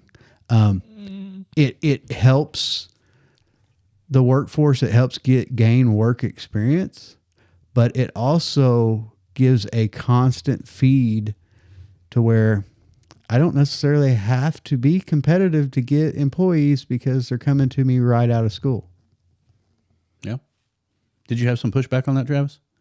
I thought you made a squeal over there. I mean, was that an objection of some sort? A little bit, just because I don't think every kid's cut out for an education, And I 100% agree with that. and so A lot of my not parents, but aunts and uncles. Like I got an uncle that stopped at 8th grade, ended up owning his own business, very successful, could build anything with his hands. Like it didn't matter what it was. If it was broken, he would go find something to fix it, and it would be running or fixed. My great grandfather dropped out of the 7th grade, and he is Fisher's Furniture, Fisher's LP Gas, Fisher's Lit. You know, I mean, he was very successful, and he didn't go through the 7th grade. But what I was saying was that, and maybe it's not just manufacturing, but I mean, we used to have like wood shop, and we used to have, you know, auto class, home ec even. And even economics. I don't even think they teach economics in high school. Some. But you know, I don't see a problem with the trades. So the reason why I kind of said that, I mean, some people. So I've got a really good friend. His son. You have a friend? I have one or two. Okay. I don't know. Wow. Lucky you. But his son, you know, went straight from high school to Toyota actually, and he loves it. Yeah. Like, he loves what he's doing. I don't know if he'll ever hear this, so I hope he does. But I don't know that he would have done well post education. Right. Okay. And to clarify, I don't mean it like just openly like that's bad. Right. But I feel like we're pushing it in a manner to. See, I feel like we're pushing college too hard. Oh, I agree with that too. I think we're all on the same page with that. Yeah, one. Yeah. I agree with that 100%. But I don't think framing direct employment in that manner is the win that it appears to be. Because I guess I'm not sure what you're. I feel like it restricts wage growth, because now those entities, it's good for the individuals, like you said, that don't want to go to college. Like, it is good. There are good things about it, but I don't think it's just an open win, because it also can restrict wage growth, because you're no longer really needing to compete for employees at that entry level position. If you see if that's making any sense. Yeah, a little bit. I guess. Are there certain programs or something that EVSC has that they're direct, or do you just mean kids that they graduate and then they just go straight into manufacturing? Like, No, They're recruiting. junior and senior They're year, recruiting. they're working there and getting credit and working, and then when they graduate, they they continued to work there. They didn't have that when I was in high school, so I guess I don't know anything Well, about they didn't that, really but- have like SigTech or anything like that when you're in high school. No, did they? no, Yeah. Now, like SigTech, I 100%. That's great because you're teaching kids welding and pipe fitting and whatever. That's great, but artificially creating, in my mind at least, creating an employment pool for an employer isn't really the benefit of the community that, it fills a void, but I think it also creates a problem as well. If, it's a double-edged sword, so to speak. Yeah. Well, and here's where I'll throw in my conspiracy theory part of it. We have rapid AI coming. Elon is promising Optimus robots to basically take over much of the physical labor, repetitive labor, anything that a robot can do, it'll do at some point. And so those people now that are being funneled into Toyota at some point, hopefully Toyota is going to have a plan to maybe they get into maybe they like working on robots and they can keep doing their education, and so as that line job that they had, because if you go there and you're 18 or whatever, you're probably going to be there 20 or 30 if that was what you were planning to do. If your health and your hands and your body holds up, that's what you're going to do. So if a robot takes your job though, then now what? Now what? So I mean, again, these are the conversations that it's not just, well, they should go do that. It's maybe that works for a lot of people. Your friend, good example, great example. Mm-hmm. What happens? If they get in, if it's that same scenario 5 years from now and robots are really picking up and taking those jobs, then what do you do? I mean, I don't know. Military. I don't know. I hope Well, I mean, even further, worst case, what if they shut down? Yeah. And we lose it, Yeah. And that's, that's a whole nother bag of problems, but. Well, let's pivot. I think we've Beaten that dead horse. well, I mean, no, I think that it was a good conversation, and we just need to have more and more of those types of conversations about what our kids are facing and what our schools should do to adapt. Let's talk a little bit about some more of the things that I know you've. Do you have somewhere you need to be at a certain time, Chris? Okay. So if for those of you that don't know, his name is Christopher Glenn, and I told him prior I will end up shortening his name. So you work Chad out with. prefers a single syllable. Chad. Chris. Chad. Four Trav. letters. If you could cut your first name to 4 letters. Oh, it is 4 letters, isn't it? Oh, that's right. You're Chris. How do you spell I was thinking Chris? Glenn. Like Chris Kringle? I was thinking Glenn. Like K-R-I-S or well, something? I thought he might actually be called. He might like to be called Glenn because your Glenn is 1 N or 2 N's. One. Oh, okay, so it's for the 4. I'll just call you Glenn. I'm sorry. That's all right. No, so but anyway, I'm going to call him Chris probably more than I call him Christopher. But so last week we sat down with Joe Kratachville, and he brought an issue to us about the Evansville Housing Authority and about evictions that were going on. And I don't know how much you came, but I did see a post that you were talking about that. Mm-hmm. So you want to maybe fill us in on what's going on to your knowledge, because we can take what Joe was thinking and what he said, combine it kind of with how you're coming towards it, and hopefully we can have a better picture of what's going on, right, and what we want to do about it. Yeah, definitely. Joe definitely sparked some interest in myself through some of his posts and talks about it. And so I started trying to dig. And again, Evansville Housing Authority, Advantix, whatever you want to call it. Isn't Stephanie's husband like the head of that? Not the head. Not the head. Oh, okay. He's like second tier. He's there. Okay, sorry. But it's not on the city portal. Maybe vice president or something. Of one of them. I can't remember which. Okay. Anyway. Sorry, go I ahead. feel like there's a conflict. That's just on. It just feels a little weird. But anyway. I've asked about that. That's one of my requests. So I'm sorry. We will stop cutting you off. Tell us. Squirrel. So anyway. Until we cut off right now. Now I'm done. So I started digging, and again, they weren't on the portal. Okay, well, what's this? And they were actually the entity that met me with, we've referred this to legal. Mm-hmm. And how long ago was that? My original email was sent December 21st. Okay. No response, which I assume was because of the holidays, but that's not my problem. That's yours in a record You sent it on the 21st? of December. Okay. So I sent a follow-up on the 29th. I then reached out to another contact to make sure that I had a legitimate email address. And oddly, the very next day I got the response, oddly. Okay. But they have produced the records. I have to go pick them up because it's on a flash drive for some reason. I don't know why it wasn't just emailed to I thought you me. were going to tell me it was actual paper. Like they've got to file a ream of paper for you to go pick no, up. that was another one that happened that was mailed to me, and then I was expected to pay $27.50 when I explicitly asked for a cost estimate prior to, and I didn't authorize paper to begin with. So why is it on a flash drive and not on the internet where it can be accessed by whoever wants to access it? It does not have to be, from my understanding at least of the law, it does not actually have to be available.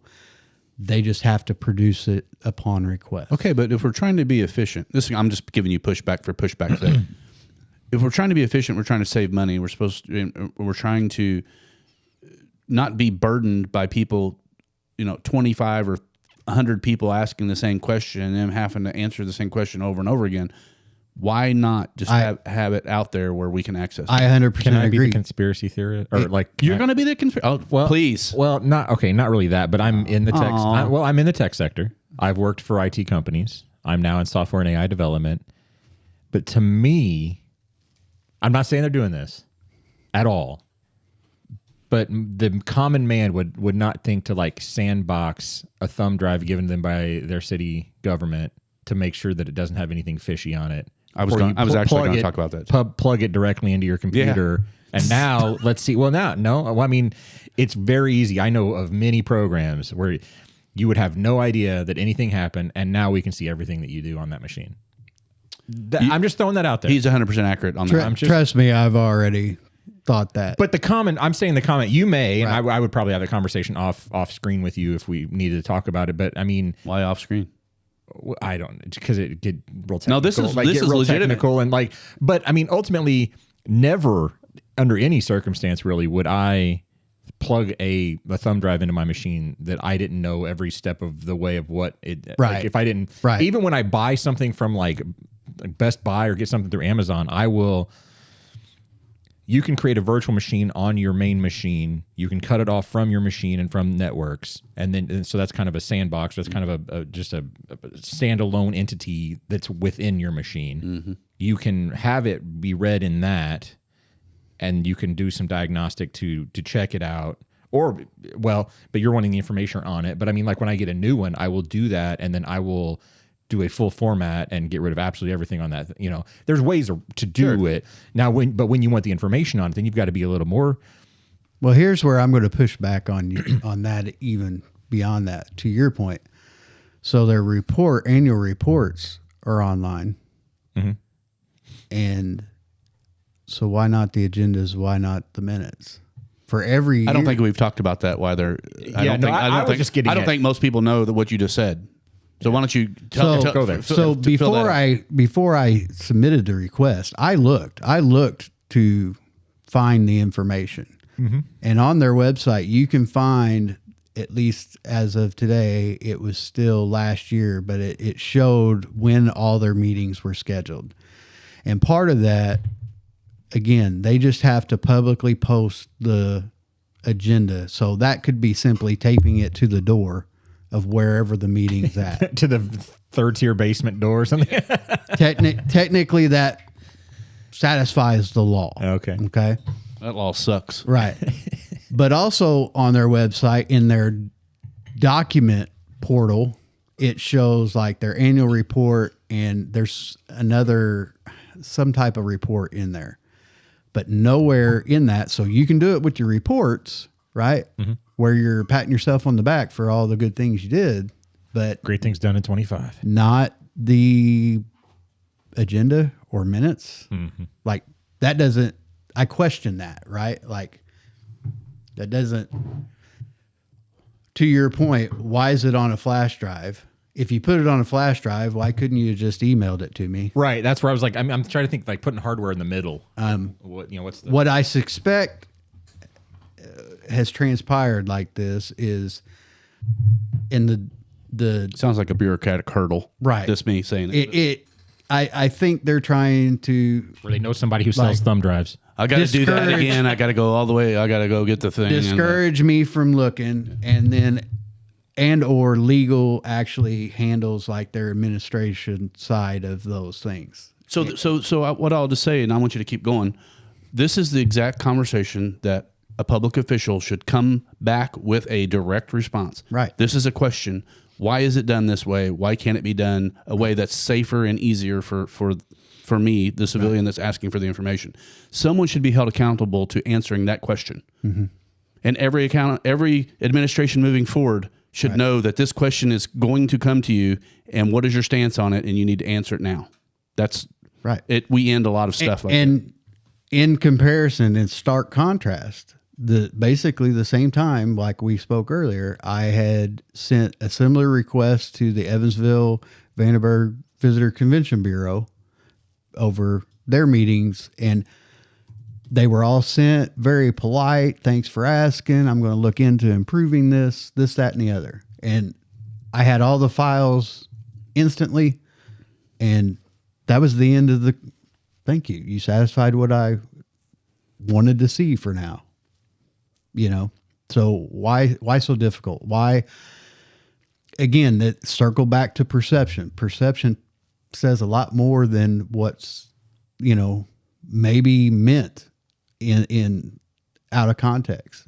And especially in my eyes, getting a little conspiracy theorist in light of the, headline of the evictions and the uptick and everything else. It's not a good look. A good look. Has there been any discussion, any open discussion that you've heard about any of it? I have not seen any acknowledgement. So me and Joe and Travis talked about it. Like, we know the evictions are at I don't know if an all-time high, but it's a high. Well, it was 160 last year. It was 55 the previous year, and then it was like in the teens or single digits the previous years before that. Yeah. So I mean, 1 year it was zero. Yeah. Even. Yeah. So spell out why that happened. Not you, but it should be spelled out why that happened, why it's happening more now, and who got removed. What were the parameters of them getting removed?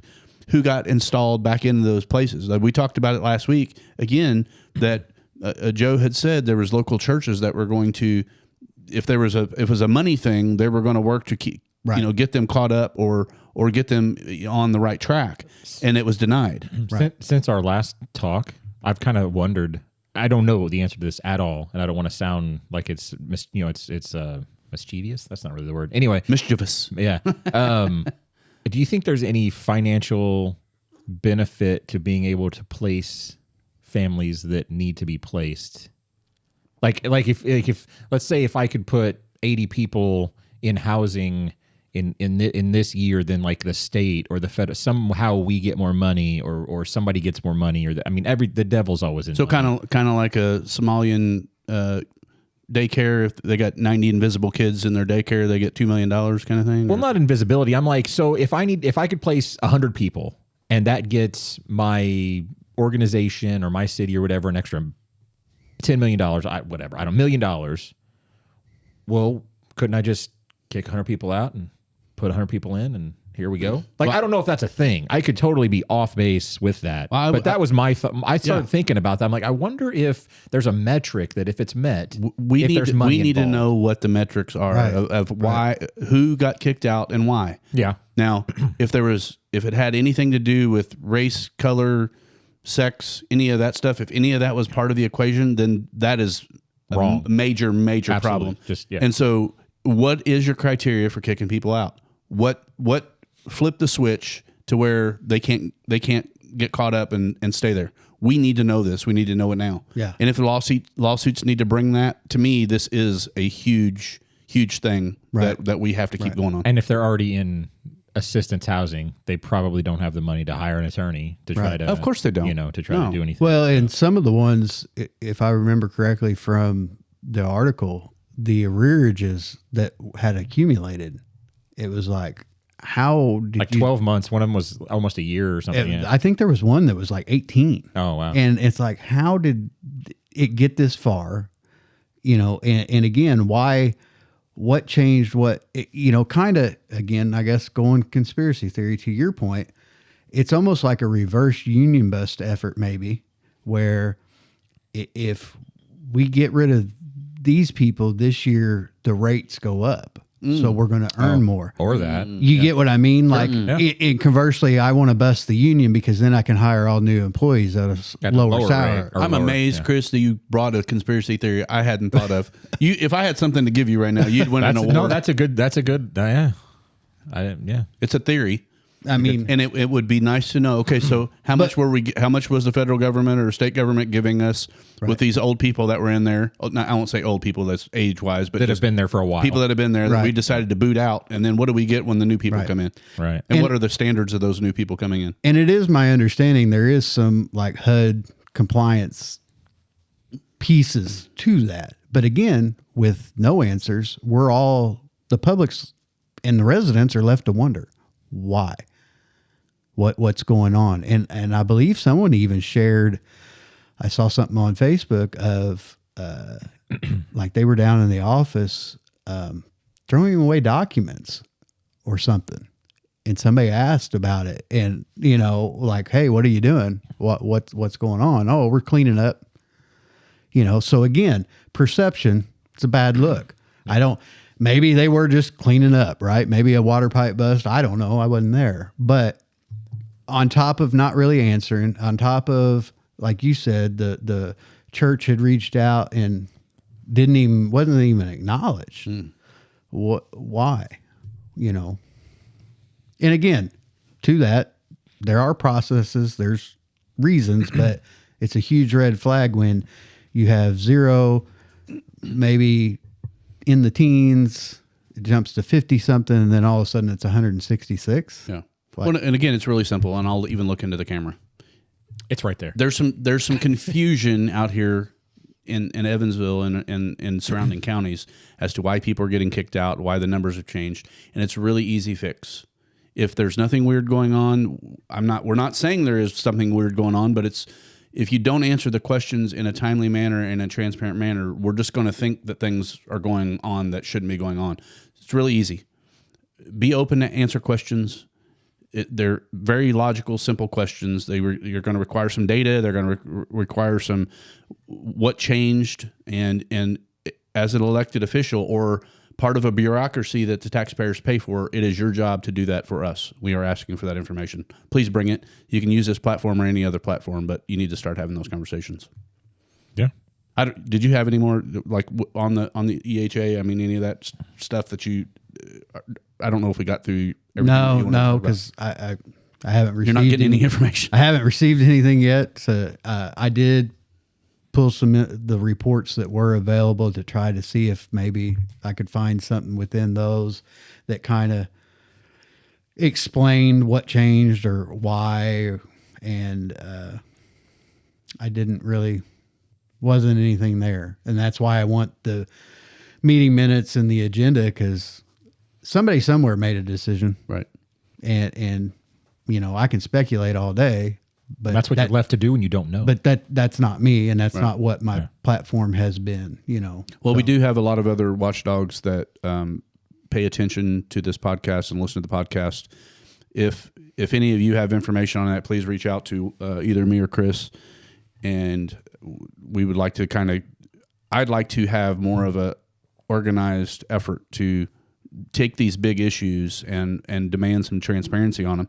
The only way we can do that and make change for the next election and for our future government employees is to say, basically, these are the things that we feel we are entitled to.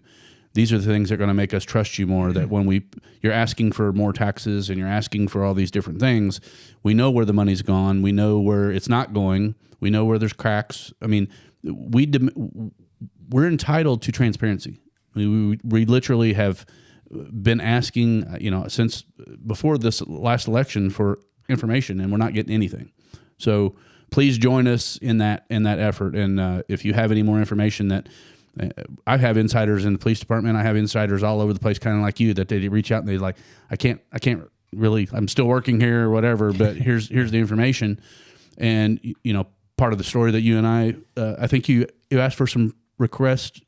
One of your posts was talking about police department budgets and, why are we unable to afford enough? I mean, we're way understaffed on both departments. I think. Well, I don't know.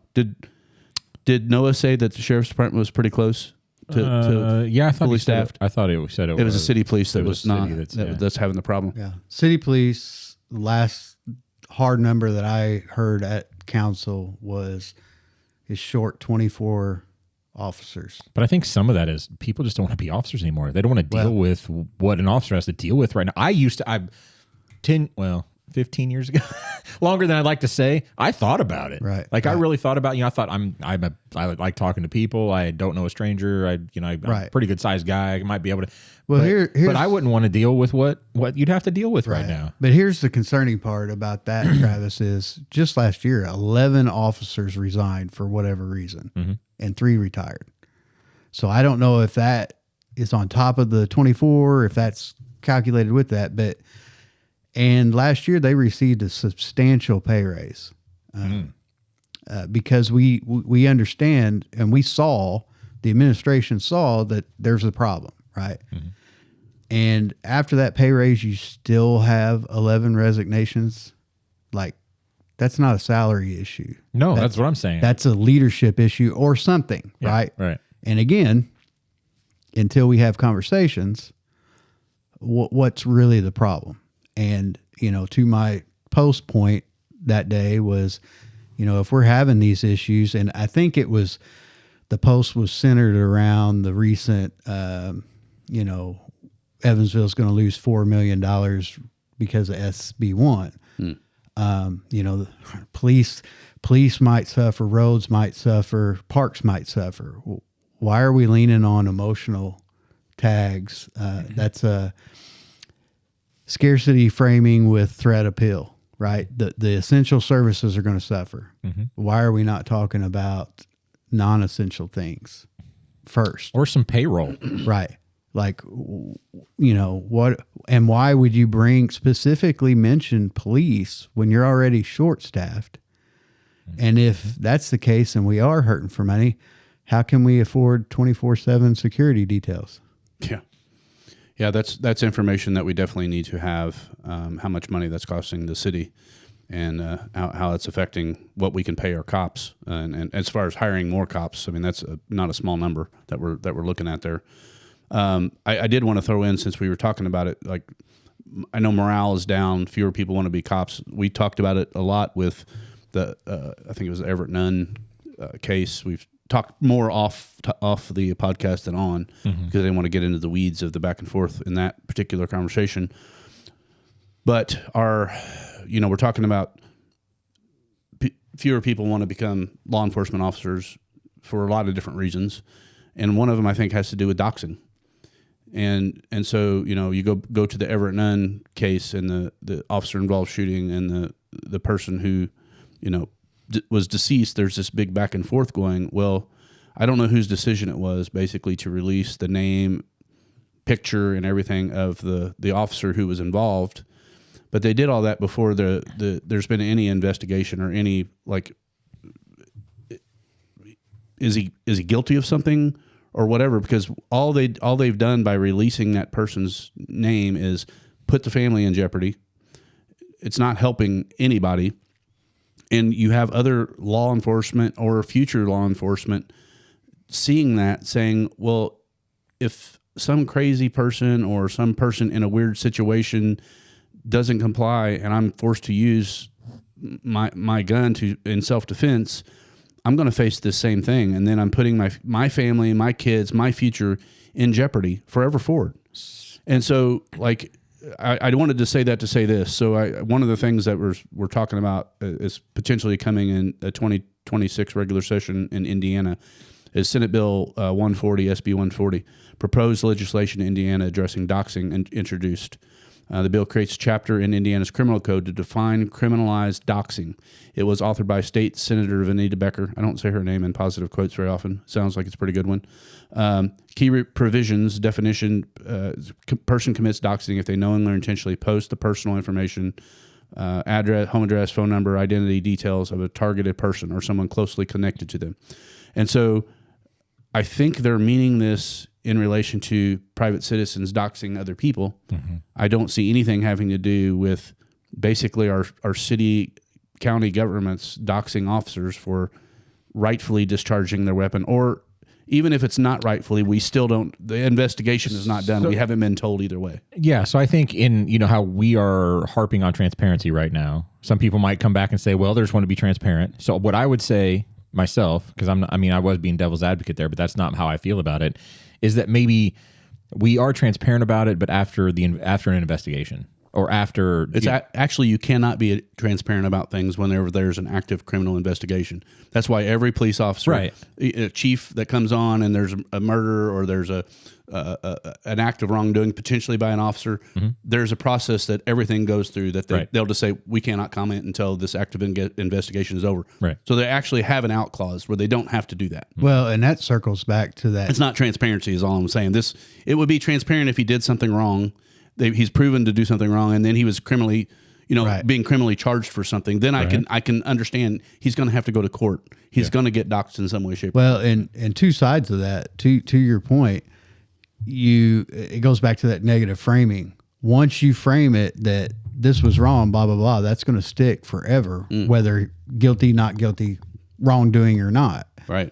But further, I saw a post, a plea, really, on Facebook from a wife of a gentleman that shared the same name as that officer. I saw that. We saw That's that. not us. So they were getting, two families possibly, and one completely had nothing to do with it. Innocent can't be guilty of anything. And I get it. People want, it kind of goes back to our earlier conversation, the instant age. They want information and they want it now, whether it's 100% factual or not, right? And I want answers just as fast as everybody, but I'm not judge or jury, and I'm not privy to all the details. Just like the police merit commissions, there's an executive meeting before the public session. So there are things that the public's not privy to for a reason, mm-hmm, that are talked about. And again, the public, we have to be rational in our expectations too. We can't expect every piece of information, right? But there are legal merits of things we can expect. Budget transparency, agendas, minutes, open door law. That's on the books. Those are certain expectations. There are some muddy waters. I don't necessarily agree with them because they protect things until it's too late for the public to know. A lot of that circles around data centers. Yeah. So let's come back to data centers in a minute. But I wanted to say, I'm not an attorney, and I did not stay at a Holiday Inn last night, but my wife is an attorney. And you happen to mention Police Merit Commission. She's actually has been on the Police Merit Commission at one point. She was a prosecutor for a decade and now has been a defense attorney for over a decade. So she has basically experience on all levels, on all sides. And so, when I come here, I'm not speaking like I'm an attorney and I know, but I do have a lot of information that I understand. So the doxing part to me is really problematic at many levels, and I understand it from their perspective. I mean, you harm so many things, and you get people asking questions and demanding things that they're not entitled to. And so rather than having a rational response to, here's why, like comes back to civics. If we knew civics, we knew how these legal processes went under criminal investigations, you have to know that as soon as you expose things that are happening during a criminal investigation, you've tainted the jury pool. this person, whether guilty or not guilty, how do they get a untainted jury if everyone knows exactly what everyone is saying, even if it's right or wrong? Right. I mean, you can't taint the well like that, because it's going to sway somebody's mind and not have them looking at it from an open mindset. Right. And it's the same thing with the Mayor Commission. I mean, she had to deal with things there that just kind of blew my mind. Yeah. And I questioned her. I'm like, why? Right. And then she explained to me, I'm like, that makes sense. Mm-hmm. But most people, you can't connect the dots because you don't know why they do things the way they do. Right. Well, and I mean, to tie into that, recently, the gentleman who went to move his son out of the dorm, the framing on that initially was Eastern Kentucky University or something like that? I'm not. It was in Kentucky. Yeah, it was in Kentucky. Yeah. But right off the bat, the media framed it that he was crazy shooter. And they grand jury said no. There's nothing there. It was once all the information came out, there was a lot of video. But there was a lot of negative reporting right off the bat. And again, it sets that frame, and people were trying to be judge, jury, and executioner. I can't imagine living with that. Not only did you take a life out of necessity from what we saw and what the grand jury ultimately. Real quickly, I can't believe I'm saying this, but I'm not sure what you guys are talking about. Help a brother out. What happened? I think it's a local gentleman, and he had two kids going to a school. I think it was Eastern Kentucky. It's in Kentucky for sure, and it's got that in the title. I'll look on Grok here in a minute. So one of his kids called, and if I get the story a little bit wrong, I'm sorry, I should have had a clip for it. One of his kids called. He was ongoing telling his dad that he was being bullied, and his dad was trying to address it and help, but his son, right before the holidays, I think, or it was right before some kind of break, had called and said, it's gotten really bad. I'm getting bullied and picked on, and all this stuff's happening.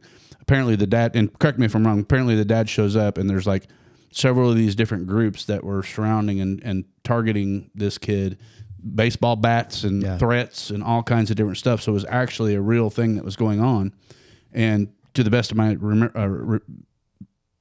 how I'm remembering it is, the dad tried to intervene. He then was getting threatened, and they were coming at him in a violent manner with the bats, and he shot two people, killed one, I think, something critically like that. Injured the other. But they had tried to get the school, because I think the school's under investigation actually, because it was raised through the school, and they apparently weren't doing anything. And that's what most bullying instances happen. That's how that usually happens. They don't usually do anything. The son had gotten jumped. They had stole things from him, and then when they went to move the son out, they were physically jumping them again, and he shot, and immediately the media released it. Like just some crazy random guy killed somebody on campus. I do vaguely remember that, but I guess I never got the ins and outs. They called it a school shooting. Yeah, I remember that. That's how they released it, rather than a self-defense thing. Right. And the big hurdle that he has, like, you can't take guns on the college campuses. But still, the grand jury, like, he didn't get in trouble for that. No. So I'm trying to search the story right now, but Rock is having a problem. But that's, that initial response, that shock and awe, I mean, clickbait.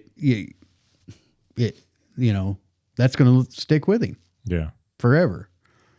Well, I mean, let's be real. If you're an officer that rightfully shoots someone, it sticks with you forever. Right. And I can't imagine that there's probably not going to be very many days that goes by in this dad's life or even this kid's now's life where they don't think about exactly what happened.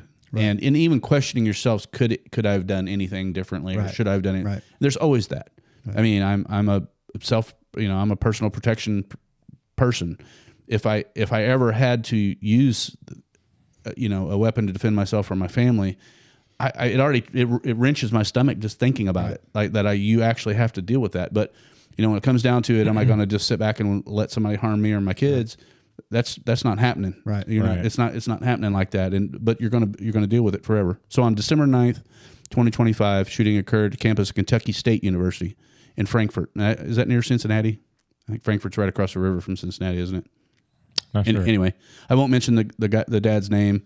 48-year-old. He is from this town, and the shooting. Bard was initially arrested and charged. Bond was set at $1 million. Yeah.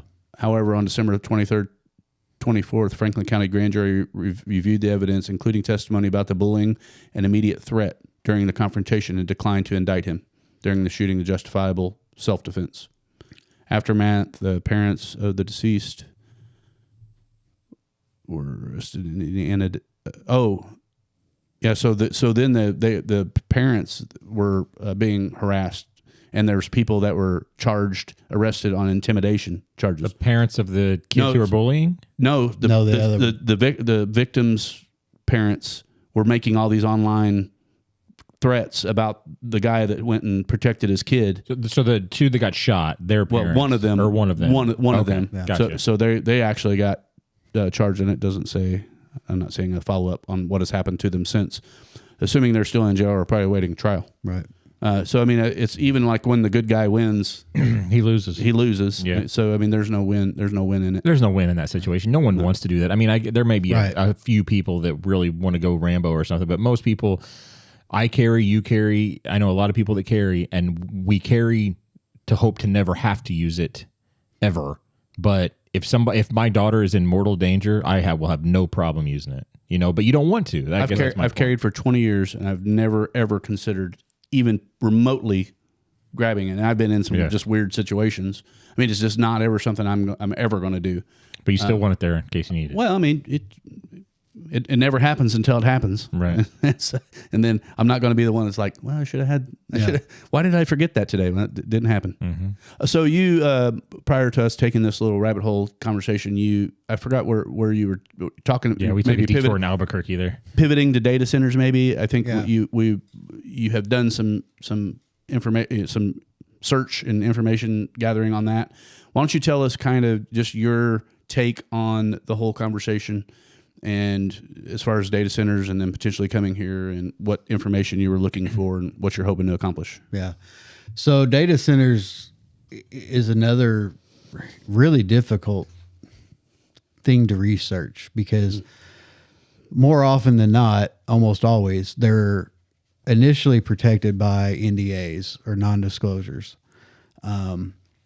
Now, that being said, most of the time there are people that know, but they're not allowed to share it. And they're kind of hard to keep tabs on. There's some tells. They will be typically meet with like MISO, which is the grid in our area, and they'll request for capacity. They'll say, hey, we're going to see this jump in capacity. That's kind of a sign like, hey, something's being talked about, something's in the work. Typically following that, you will see a rate request come through. But what really started me kind of looking into this is the work around the Lloyd Expressway and Burkhart. And I noticed that there was some just massive poles set.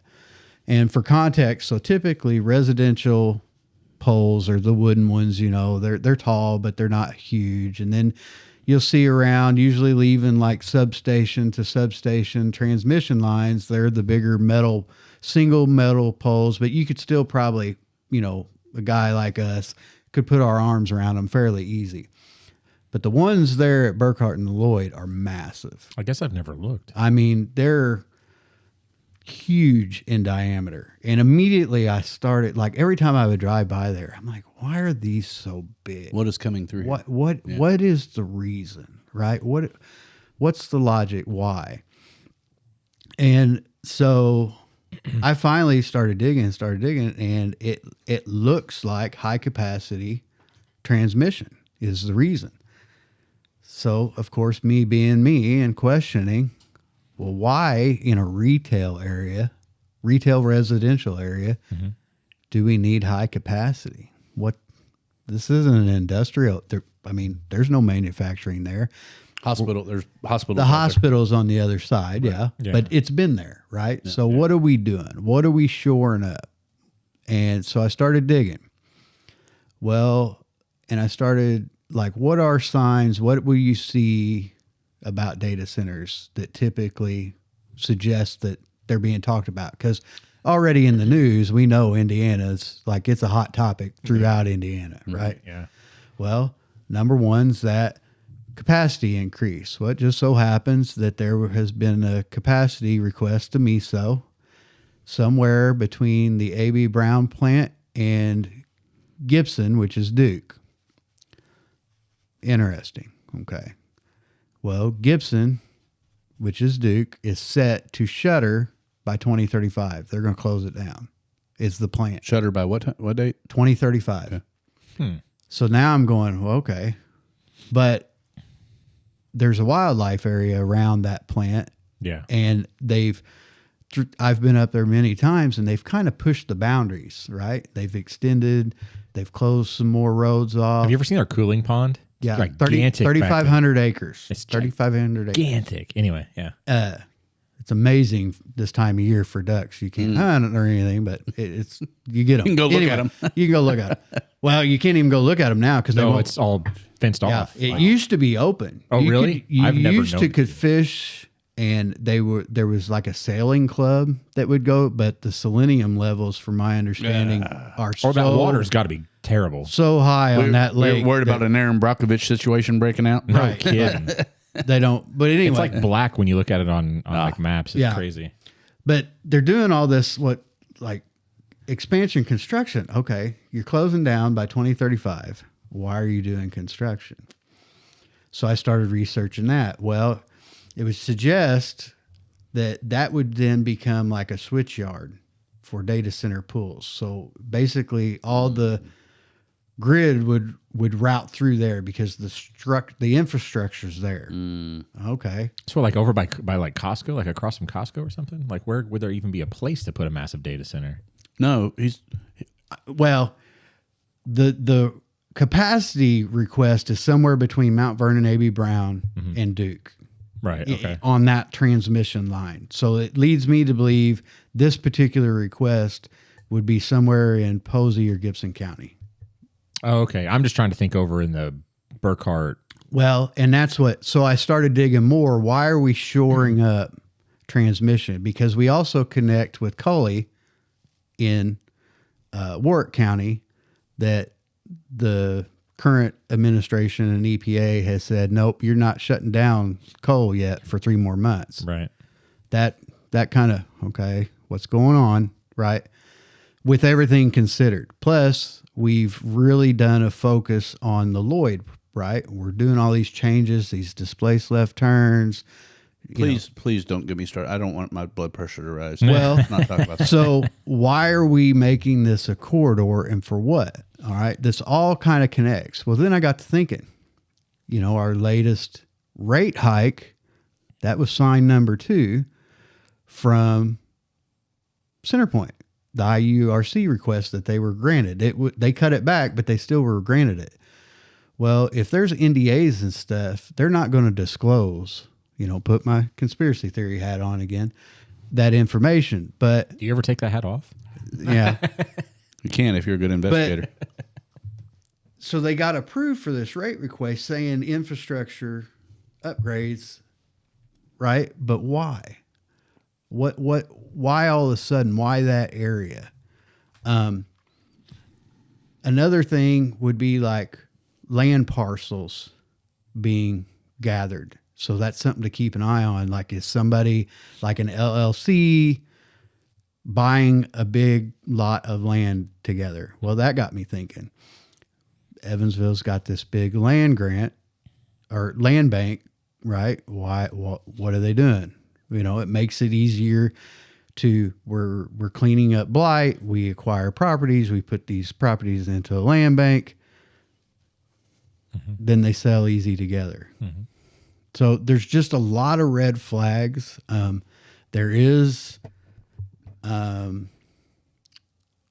a data center potentially looking at Warwick County, but that would explain the work in Evansville too, because right on the river up by the aluminum smelting plant. I'm not exactly sure. I heard there was some neighboring property there right on the river. But that would explain like the capacity, the infrastructure improvements. So it's something to watch out for. But again, with the NDAs, you need to watch like zoning requests, big changes real quick, why those things. But again, it's hard to do by yourself to keep an eye on everything. But the biggest red flag to me was a friend shared with me a presentation at a council meeting for the mayor's Blue Ribbon Committee. And it was by Veritas Group. We cut a lot of ribbons. We do cut a lot of ribbons. A lot of pictures. That's a whole nother podcast in itself, I think. Well, I started digging into Veritas Group, and they basically help communities streamline their processes. We want to make things shovel ready because time is money, right? Mm-hmm. So Evansville has a developer problem or lack thereof. So this would help attract developers to where I can turn this into revenue generating property in less time, right? Okay. Well, they have the Veritas Group is an arm. All right. They have an office on Main Street, which is odd to me as a consulting group, but they also have an arm called VeriSite, and their specific purpose is basically industrial ready, shovel ready properties, data centers in this area. What's odd though is they're mostly greenfield properties. They're not touching brownfield properties because there's more work involved, right?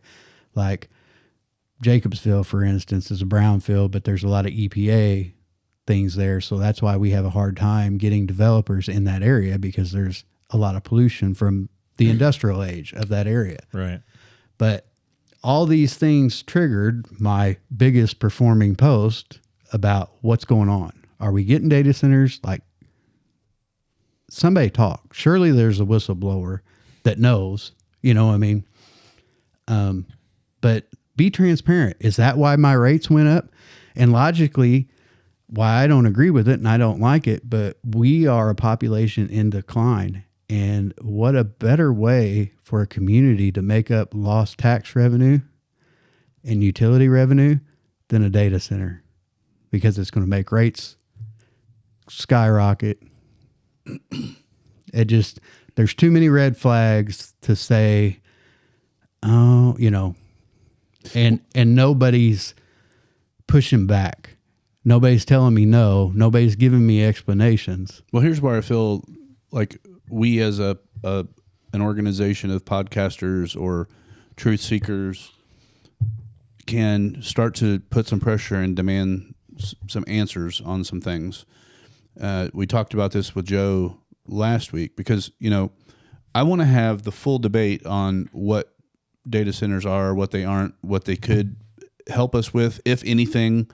There's a lot of water. There's a lot of pollutant things going on. Obviously, the rate hike situation or the lack of enough infrastructure in the electric in our grid as it sits to make us to have consistent, stable electricity that stays on, because we're pretty good, I think, at that now, even though it's outrageously expensive. But I mean, we're not. Again, we don't have brownouts or anything. It's the lack. Right. It's not even the lack of transparency. It's like they're just trying to slide things through in the dark without any public insight, without any public feedback. And Joe, I don't know that me and Joe agree with everything on the data center things. It sounds like he's looking at it as we're going to get some no matter what. So what can we do to sweeten the deal for the city of Evansville? Mm-hmm. And he's talked about forcing data centers to basically create their own energy, meaning if they do the micro energy or micro nuclear type reactors, and basically share energy from that. Maybe that's something that we might be more interested in if we can also weigh the potential effects on our water supply. If they're building it near the river, what's the wastewater situation look like? What actually happens to that water, and does it make it into our river, which upstream near where it would be drinking water for us, downstream. And so again, I don't want to say even from a conspiracy perspective, the NDA thing is just stupid to me. Like, this is a big enough project that will affect the community in such a way that you shouldn't be able to hide behind that from a corporate position. Right. And if data centers were so fantastic for any community as it sets, the data center creators and the builders should have a fairly fancy marketing package that can sell us on why this is going to be so good for our community. They can't really say that we're going to get all kinds of huge jobs out of this for any long-term period of time. Will there be some construction jobs? Yes, I'm sure there will be. Will there be some maintenance jobs? Sure, I'm sure there will be.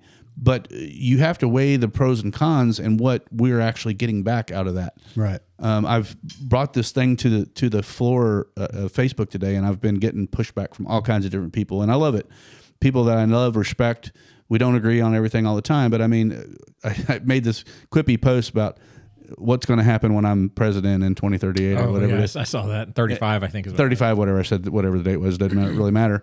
But I basically said, well, we're going to create a sovereign wealth fund, and that fund will be put in place to fund our government moving forward, and it would be something that would contribute to the wealth and the attraction of city as a whole.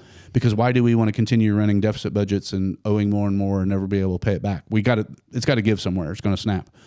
But so, I mean, if we had a conversation and we were trying to like actually sell it in and look at all the pros and cons, if we could get a place like that to build its own new port, what's the term? It's not micronuclear, is it? It's they're smaller. They're portable. There's a portable, but they got a different name on it. But anyway, so if they could give us a break back on some of that, giving that energy back to the community, that's something we should talk about and negotiate, right? Why wouldn't we want an option from CenterPoint, who we all hate? I don't think there's anyone that loves CenterPoint, except even the people that work there don't wear shirts around, and they're not real proud of it. They're doing. It's not their fault. I'm not. I don't blame anybody locally that works for CenterPoint. They're just doing their thing and doing the best that they can, just like anybody else. Mm-hmm. But we're still stuck, right? And they're telling us your rates are just going to continue going up, right?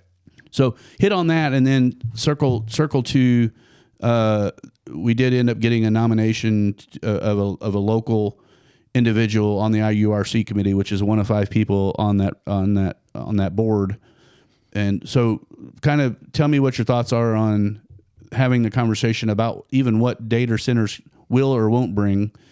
And that needs to be a huge, robust conversation going on right now. Right. And it goes back to transparency. As long as we're having transparency, good faith conversations, we have to look at all options for our future, both in the context of, growth. Again, we are a community in decline. So what are we doing to prepare further for that decline?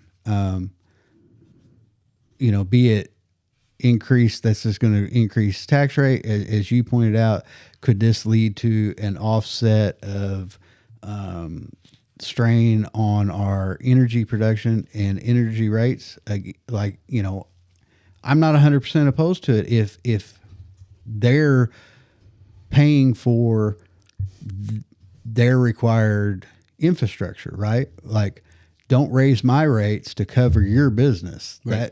That's that we're not benefiting from. Right. Really. That we're not going to. It's not going. To your point, it's not going to create massive jobs. And we hear enough of that around here, from another group that we did this much growth when really we're flat. Just because you gained 50 jobs throughout the year, but 5 businesses closed, losing 20 jobs each, and you had a net loss of 50, you didn't grow, you still declined. Again, that good faith, transparent discussion. From my experience with the IURC, I'm hopeful that our representative will help. But from my experience, I don't see it happening. And from what I've seen, from outreach that I've received online, I don't think I'm a one-off case. I filed a complaint about CenterPoint, and you've seen me, you've seen my data collection. I was very, very thorough, and I more or less got a response of, well, you need to talk to CenterPoint first. Well, what are they going to do? So they're just ping-ponging it back right. and forth. Here, there, well, we got your complaint, which that was troublesome too, because initially when they responded to my complaint, they referred to my complaint about NIPSCO, and I've obviously never had a NIPSCO account, and so that's concerning. You're the regulatory body of the state of Indiana's utilities, and you can't even get my complaint accurate, and I'm one of the public. So how do I have confidence that you're doing your job, that you're holding and regulating the utilities for my best interest as a taxpayer? You work for me, essentially. So that's concerning. We've got to get better. We've got to get better on multiple fronts. Well, I know that a lot of people locally put pressure on the governor and our local representatives of the governor, one of which I know very well, and I consider him a friend. And I want to give both Governor Braun and my friend thank you for giving us representation and giving our sector down here, who often feel like we might as well be in Kentucky because we don't get acknowledged or we're not heard. I am thankful that Mr. Dyke was put on. I mean, I'm not sure if he would, not even saying he would have been the best or not the best of all the people from the local community who put in for that position. But at least we have somebody now. Yeah, so I agree. And I'm giving him the benefit of the doubt all the way across the board. I hope he can bring us some transparency, some accountability, and some future options. I do know, having conversations with Joe, he presented a fairly significant plan to the governor about how we might change things that are happening down here with CenterPoint. I'm not going to speak for Joe, but I did reach out to Mr. Dyke because I was trying to have some conversations with him prior. He did respond after he got it's not elected, appointed. He got appointed. So I asked him the question, congrats on your appointment. I hope you're able to help us out down here. Do you know if there are any restrictions in your new role to stop you from having ongoing podcast discussions? The two other people that I talked to that were in the hunt said they would absolutely be open to it. Having conversations like, what's going on? Tell us what we don't understand. Tell us how we can help you do a better job for us down here. So I asked him, are you able to do that? He said, I cannot talk about any rate cases, so pretty limited. So I don't know what that means. He did also reach back out. I said something kind of snarky. I said, so still no transparency or accountability for our area. And he said, hi, Chad. I have to wait until after I start January 12th to make sure I follow all the rules and laws. Again, fully understand and agree with that. This is not I'm not holding him to any lower account. He's going to have rules put upon him and things he can and can't do.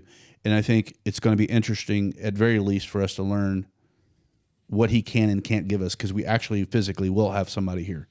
And I know people like you will be reaching out and asking questions. And, if the mayor patted him had this photo op again, and we're congratulating and celebratory. Cutting ribbons, baby. At very least, again, I think we're owed some ongoing communication about why things continue to happen the way they happen. Right. Right. This is what we all agree on. It doesn't matter what party you're from. Right. If there's a Republican mayor next or an independent mayor next, the same questions are still going to be there. Right. I mean, data centers, same questions. Energy, same questions. Especially when we go around beating our drums saying that Evansville is affordable, and we're proud of our affordability, but again, that's a misleading representation. You're including numbers of a old housing stock that needs a lot of repair because there's a lot of blight. So our median home price is pretty affordable technically, but if you include our utility rates, we're right there with everybody else. Well, and as properties go up in price, property taxes go up. So that hasn't really even hit based on how we usually in Evansville our rate stays pretty flat as far as inflation on housing. I mean, you see California, like in other high dense areas that everyone wants to move, prices go up on stuff, and it's stupid. My wife came from Seattle. House that she grew up in was a nice house. It sold for like $250,000 at one point, and like 15, 20 years ago, it sold for like $3.5 million. Right. I mean, and it's smaller than the house we live in now. Right. So, but with that said, as quote unquote housing shortage has happened, and like the price of our house has gone up, and so property taxes are gone up. So like everything is just going up and up. What was that? I coughed in my throat. Sorry. Oh, was it? I tried to be quiet. It sounded like a weird just let it out, man. So again, I think there's a bunch of different things that we could still just continue talking about, and I know that affordability is another one that kind of rhymes with transparency and accountability. Like, why is it affordable? Joe has this thing that there's really not a housing crisis as what we're being sold. I am kind of one to agree. I'm not real sure what blight really means.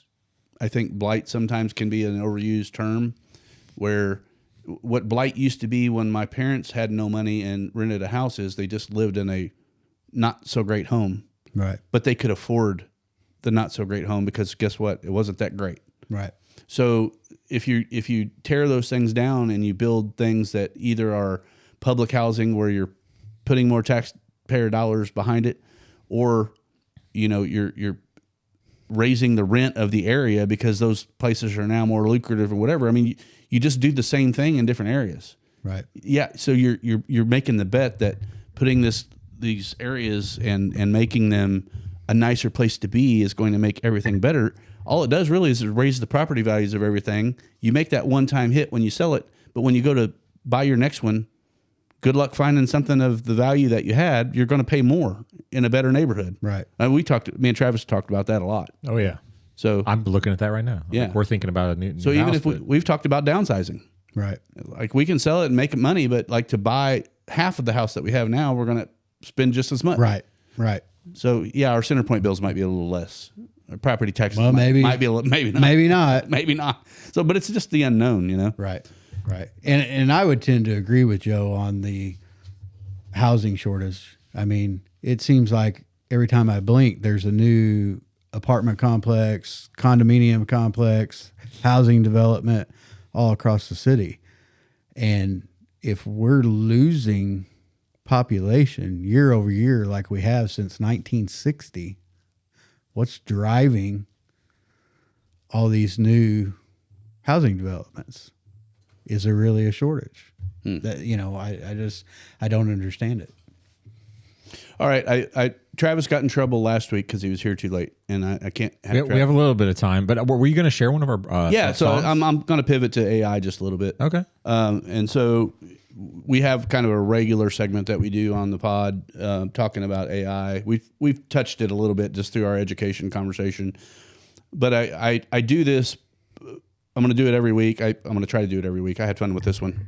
I'm going to try to create themed songs around each podcast that we do using AI tools and whoever our guest is, favorite band or style of music or whatever. And you told me what your style of music was, and I'll just go ahead and say it. It's Tool. Right now, I guess one of your favorite bands. It was funny that you mentioned the Pieces Fitting, and that's one of their key songs. An awesome song. So I created like 8. What did I do? 8 different songs. 6 on the first. Yeah, 8. Yep, 8 total. I need to find it. You don't have them queued up, do you? Where you can share it, do you? I do not. Okay, let me. You sent them via an email to me. Yeah, I've got it on email. I just got to track it down.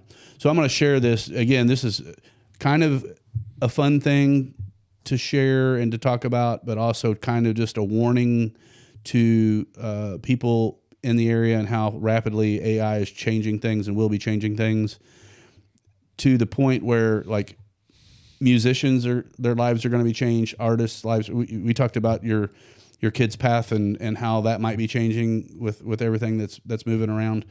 And sorry. Go ahead. No. When you sent me these, I got to thinking, I was like, if I was younger and I was wanting to make it as a band, like I would just take this and do what you did, but then learn the song and just be like, yeah, it's our song. Like maybe the lyrics aren't quite necessarily, record shattering or anything of what you've done here because you try to make it relevant to every episode. But I mean, what you can do and about how long you think? Well, it's not earth shattering because I spent 5 minutes creating the style. That's what I'm saying. I took 5 minutes creating the lyrics, and the lyrics were based off just topics that we were talking about. So I really just took all the topics, put words together, and it created a song. And the song could be a lot better.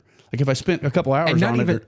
And not even the lyrics of it, but the music. Yeah. I mean, there is some of that time signature changes, some of the sounds. Like, I mean, it sounds like you were in a studio for the last month recording a band for this song that you created to be able to release it. Like, it's pretty wild. What's crazy is there's actually an signed artist that is completely AI. Really? Yeah, but they got into some trouble. Like something happened. I'd have to dig a little deeper, but they got into some kind of trouble and they had to retract some stuff or give some money back. Like there was something that happened. Travis, why don't you bring that back next time? Next time we talk, probably not next week because we're going to be busy talking about Venezuela with Alfonso. Yeah, but bring that story. Well, we could hit on it because I'm going to create a song for that episode too. So let's do a follow up on what he said, and then we don't necessarily have to hit it today. I sent these 8 songs to you guys. And I didn't really go through and say which one I liked the most, but I think you both had your own independent favorites. And did you kind of overlap on one of them? Yeah. So the third song, except for the fact that there was one word. So AI is still not perfect. Sovereign Minds, is that what you're talking about? Hang on. If you give me just a second, I can look it up. If you're just looking at the number. Sovereign Minds, yeah. There's one word that is pronounced incorrectly, and that's what threw me for this entire song. But I really like this. And then Chris said that this was one of the 2 that he liked. Yeah. So I say we go ahead and go with that one. It was not one of my final 2, Chris, only because of how there was one word that was way wrong, and it threw me off. Yeah. So he went way off on. Well, it's just not that good. I'm like, it's not. No, I didn't say that. I mean, you're a musician, so you should critique it. And it's just like my wife getting upset. She thought I should try to make money off the first song that I ever created because it sounded cool. She's like, oh my God, how long did that take you? I'm like, 5 minutes, 3 minutes. And she got upset because she's a classically trained musician. She's very talented, and she's like, well, that just makes me very sad. I'm like, I'm not doing it to make you feel sad. I'm doing it to prove a point that we all need to be paying attention to what's going on and really wake up. Music and art is something I did cover art for Not Sovereign Minds. I got cover art on these that I asked Grok to say, create art. And I actually like the art on some of the others. I might share that on the screen here in a second, but I'm going to start playing this song and we can just give it a quick listen. I don't remember how long this one is. Most of them are like 5 minutes because, Tool doesn't do short songs. Yeah, it's not it's Tool. It needs to be an epic, yeah. I'm showing your screen, by the way. Is that cool? Yeah. Let me get rid of that porn. Yeah.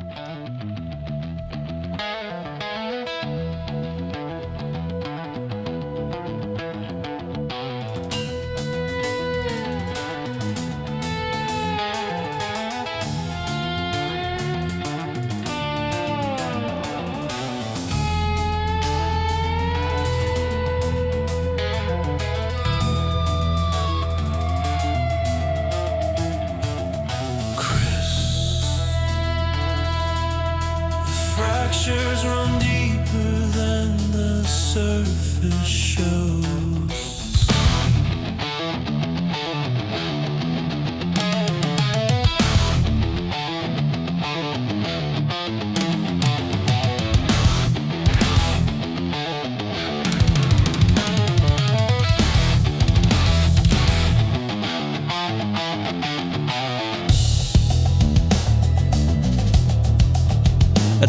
That's a pretty awesome transition. All of it. It would take me a month to mic my kit to sound like that. It's not Danny Carey, but Yeah. it's pretty good. Pre-approved corridors, decisions sealed in haze. Consultants cycle through the doors, same faces, endless maze. Tourism claims the spotlight glare while neighborhoods decay. Public dollars feed the chosen few, the rest just fade away. Audit silence stretches, long red flags. That bass line.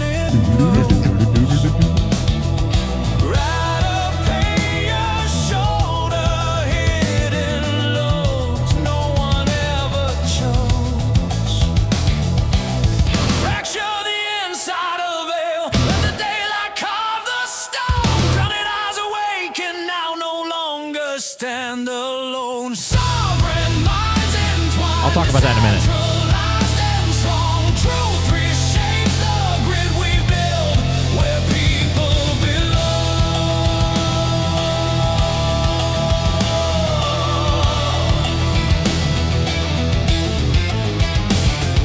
Exceptions bend the rules again for projects dressed in gold. Residents watch the leverage slip, stories left untold.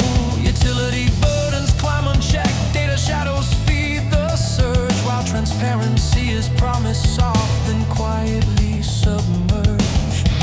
New Year whispers question first, demand the open door. Curiosity, the sharpest blade to even out the score.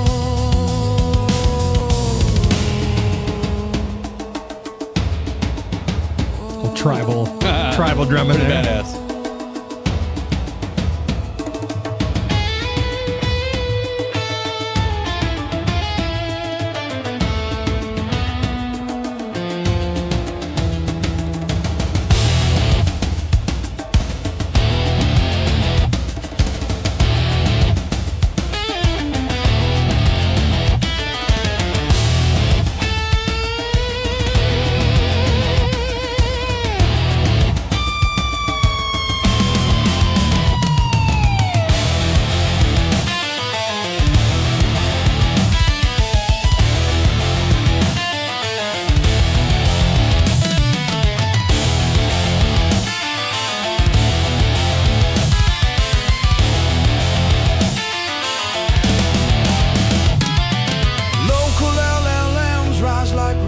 Concrete control, privacy reclaimed in quiet code, sovereignty takes hold, community pulse aligns, no more predetermined fate, vigilance becomes the fire that opens every That's a good line.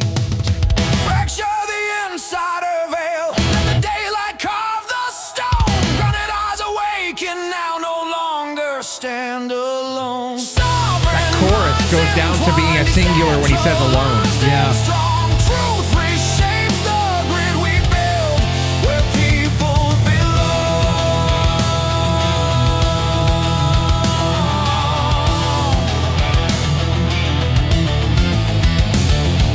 Chris.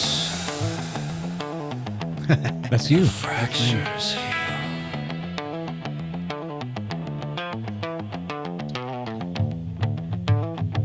When sovereignty is real. China breakdown.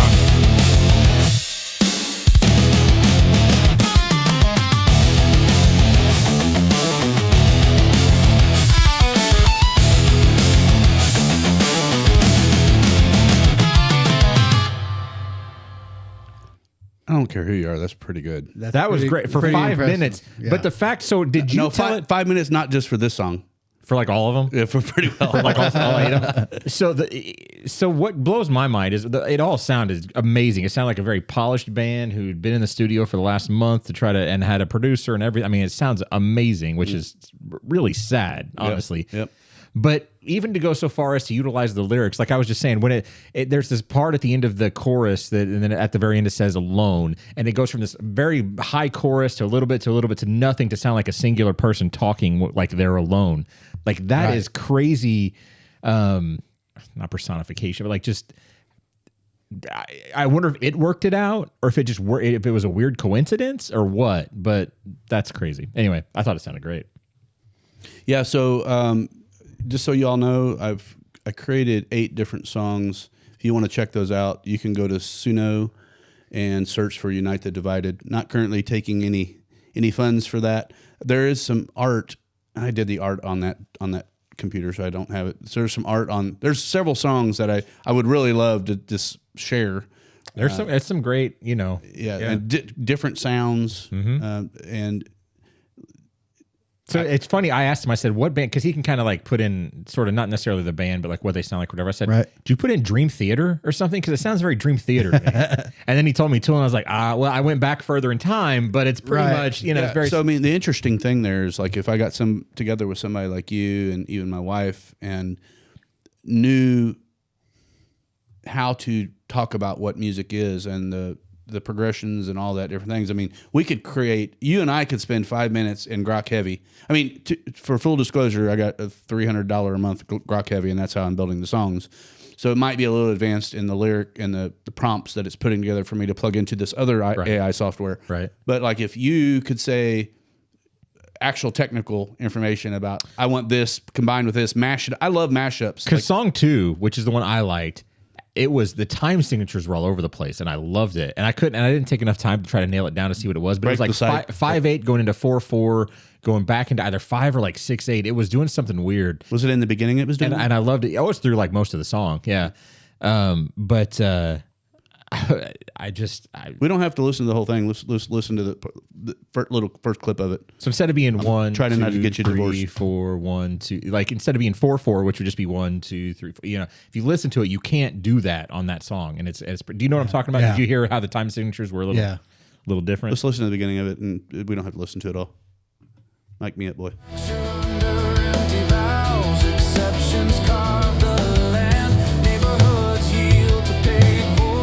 See, you've already lost the 4. You're no longer at 4.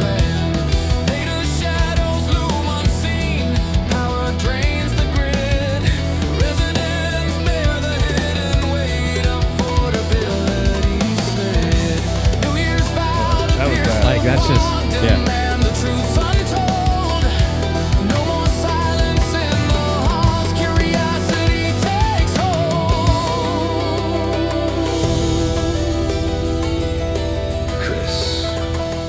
Chris.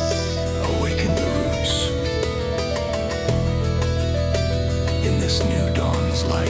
It's taken how Danny plays like 3 different rhythms all at once. You can pause it if you want. I don't really want to, but I have to say, if you brought up Dana, I have to say, because today, and I haven't said it the entire time, today is the 6-year anniversary of Neil Peart's passing. No. Neil was Dana's biggest influence. Neil of Rush, who's my favorite band, of course. Of course. But it's been 6 years to the day, today, that Neil passed. And I don't, and even Dana would probably say that he may not You're out of bourbon, but he may not be here. Yeah, I'm out. Sorry, but cheers to that. He may not be be what he is and who he is in the band that he's in if it wasn't for Neil doing what he did. And yeah, that's a big loss. My dad and I had. I remember that. We don't have to get too far into it, but I remember. It's your wife and you're. Well, I remember married. I remember where I was, when I was, what happened when I found out that he passed. I never met the man, but he had a major influence on my life, like on. I don't know necessarily my life, but my dad and I shared it. It's my dad's favorite band. We used to go to concerts together, just driving from here, like up to Indy, or just past Indy, to go to a concert or over in St. Louis or whatever. That time I got to spend with my father, due to the fact that we both liked the same band. was a very big deal. But that day, my dad and I shared some tears over a man that we unfortunately had never actually met face to face, because he's just gone way too soon. He did so much for music, and he was just an amazing musician, and the band too. But that's my little serious rant for the evening, I guess. But anyway. Yeah, I thought I had the right clip queued up, and I don't. We need to get out of here. Oh, Signetti, what you got there? Yeah, I thought I had the "I win" Google me. I don't know if I love that clip. I don't know if this is it or not. Well, let's check it out. But let's just give real quick. Why not? We got to give it a clip. Anything he's saying is going to be entertaining. So absolutely. What's going on? Hang on. You're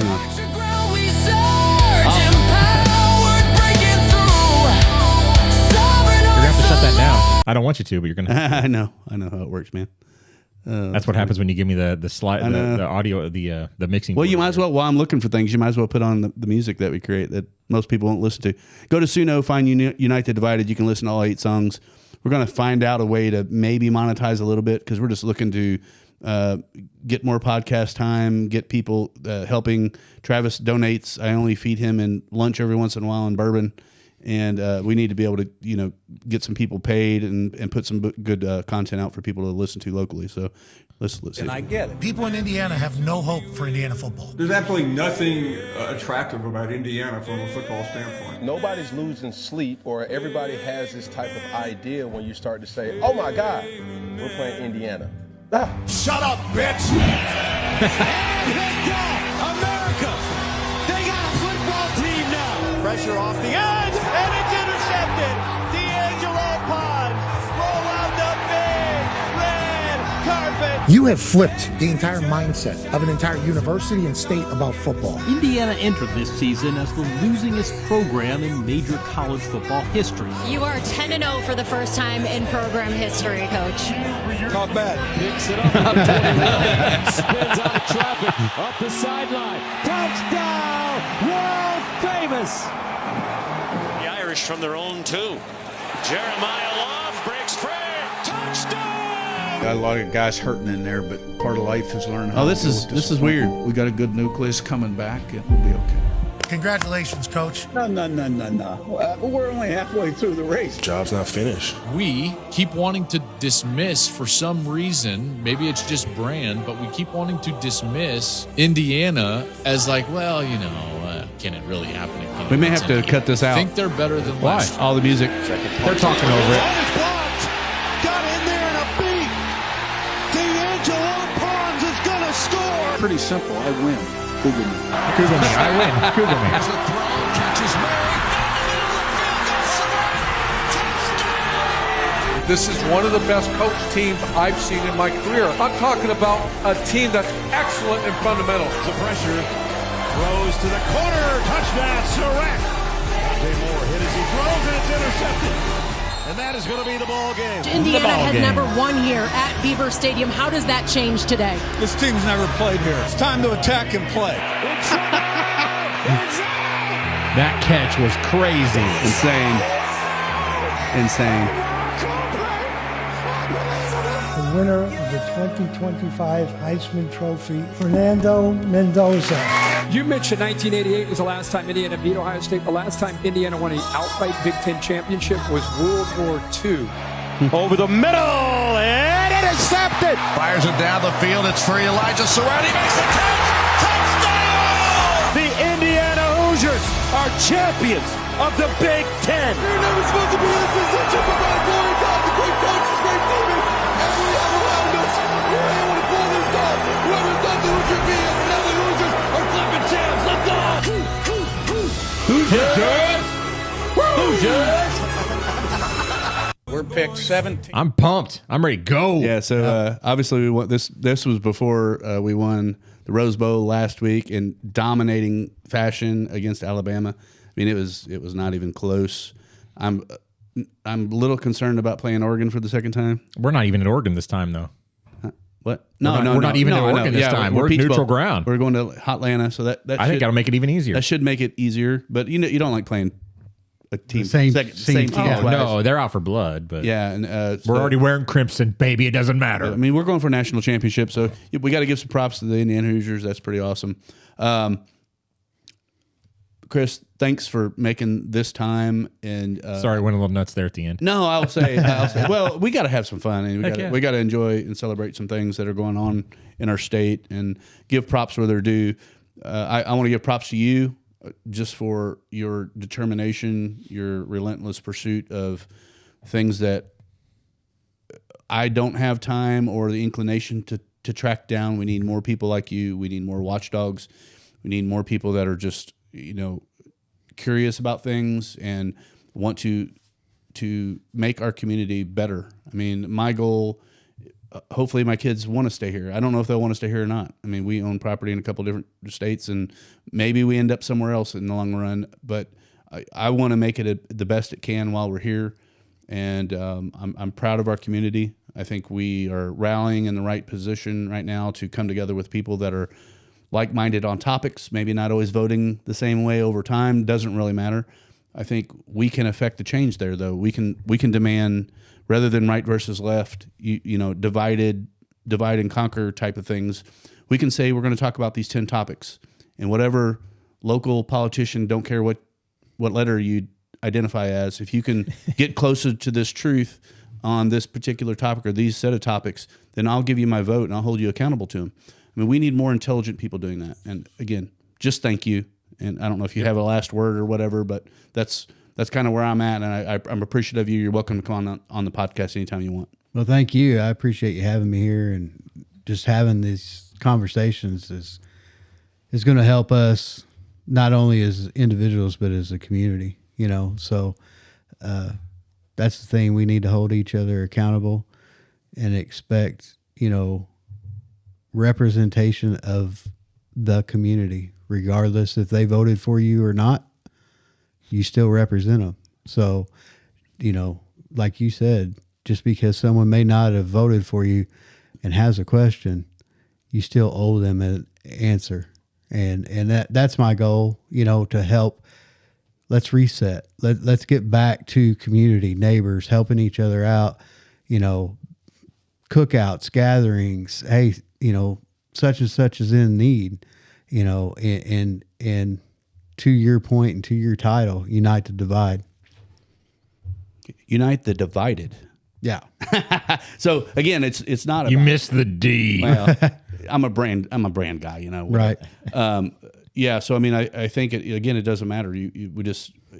I think I asked you what you identify as in the political spectrum, and it's about what I expected, I think, and it's not probably too far off on me. That the thing is, I could probably say I could never identify as someone that would vote on anything with people on the left, just because it's gone so crazy that I'm trying to police them a little bit and pull them back to center. Right. I don't want to. If you can't police your own and stand up against the things that are going on that I don't agree with, and stand up harshly, like the whole Charlie Kirk thing, and the party went quiet on, well, we're not going to self-police our people because they have the right to think that other people can celebrate the murder of someone, right, or not just completely denounce it.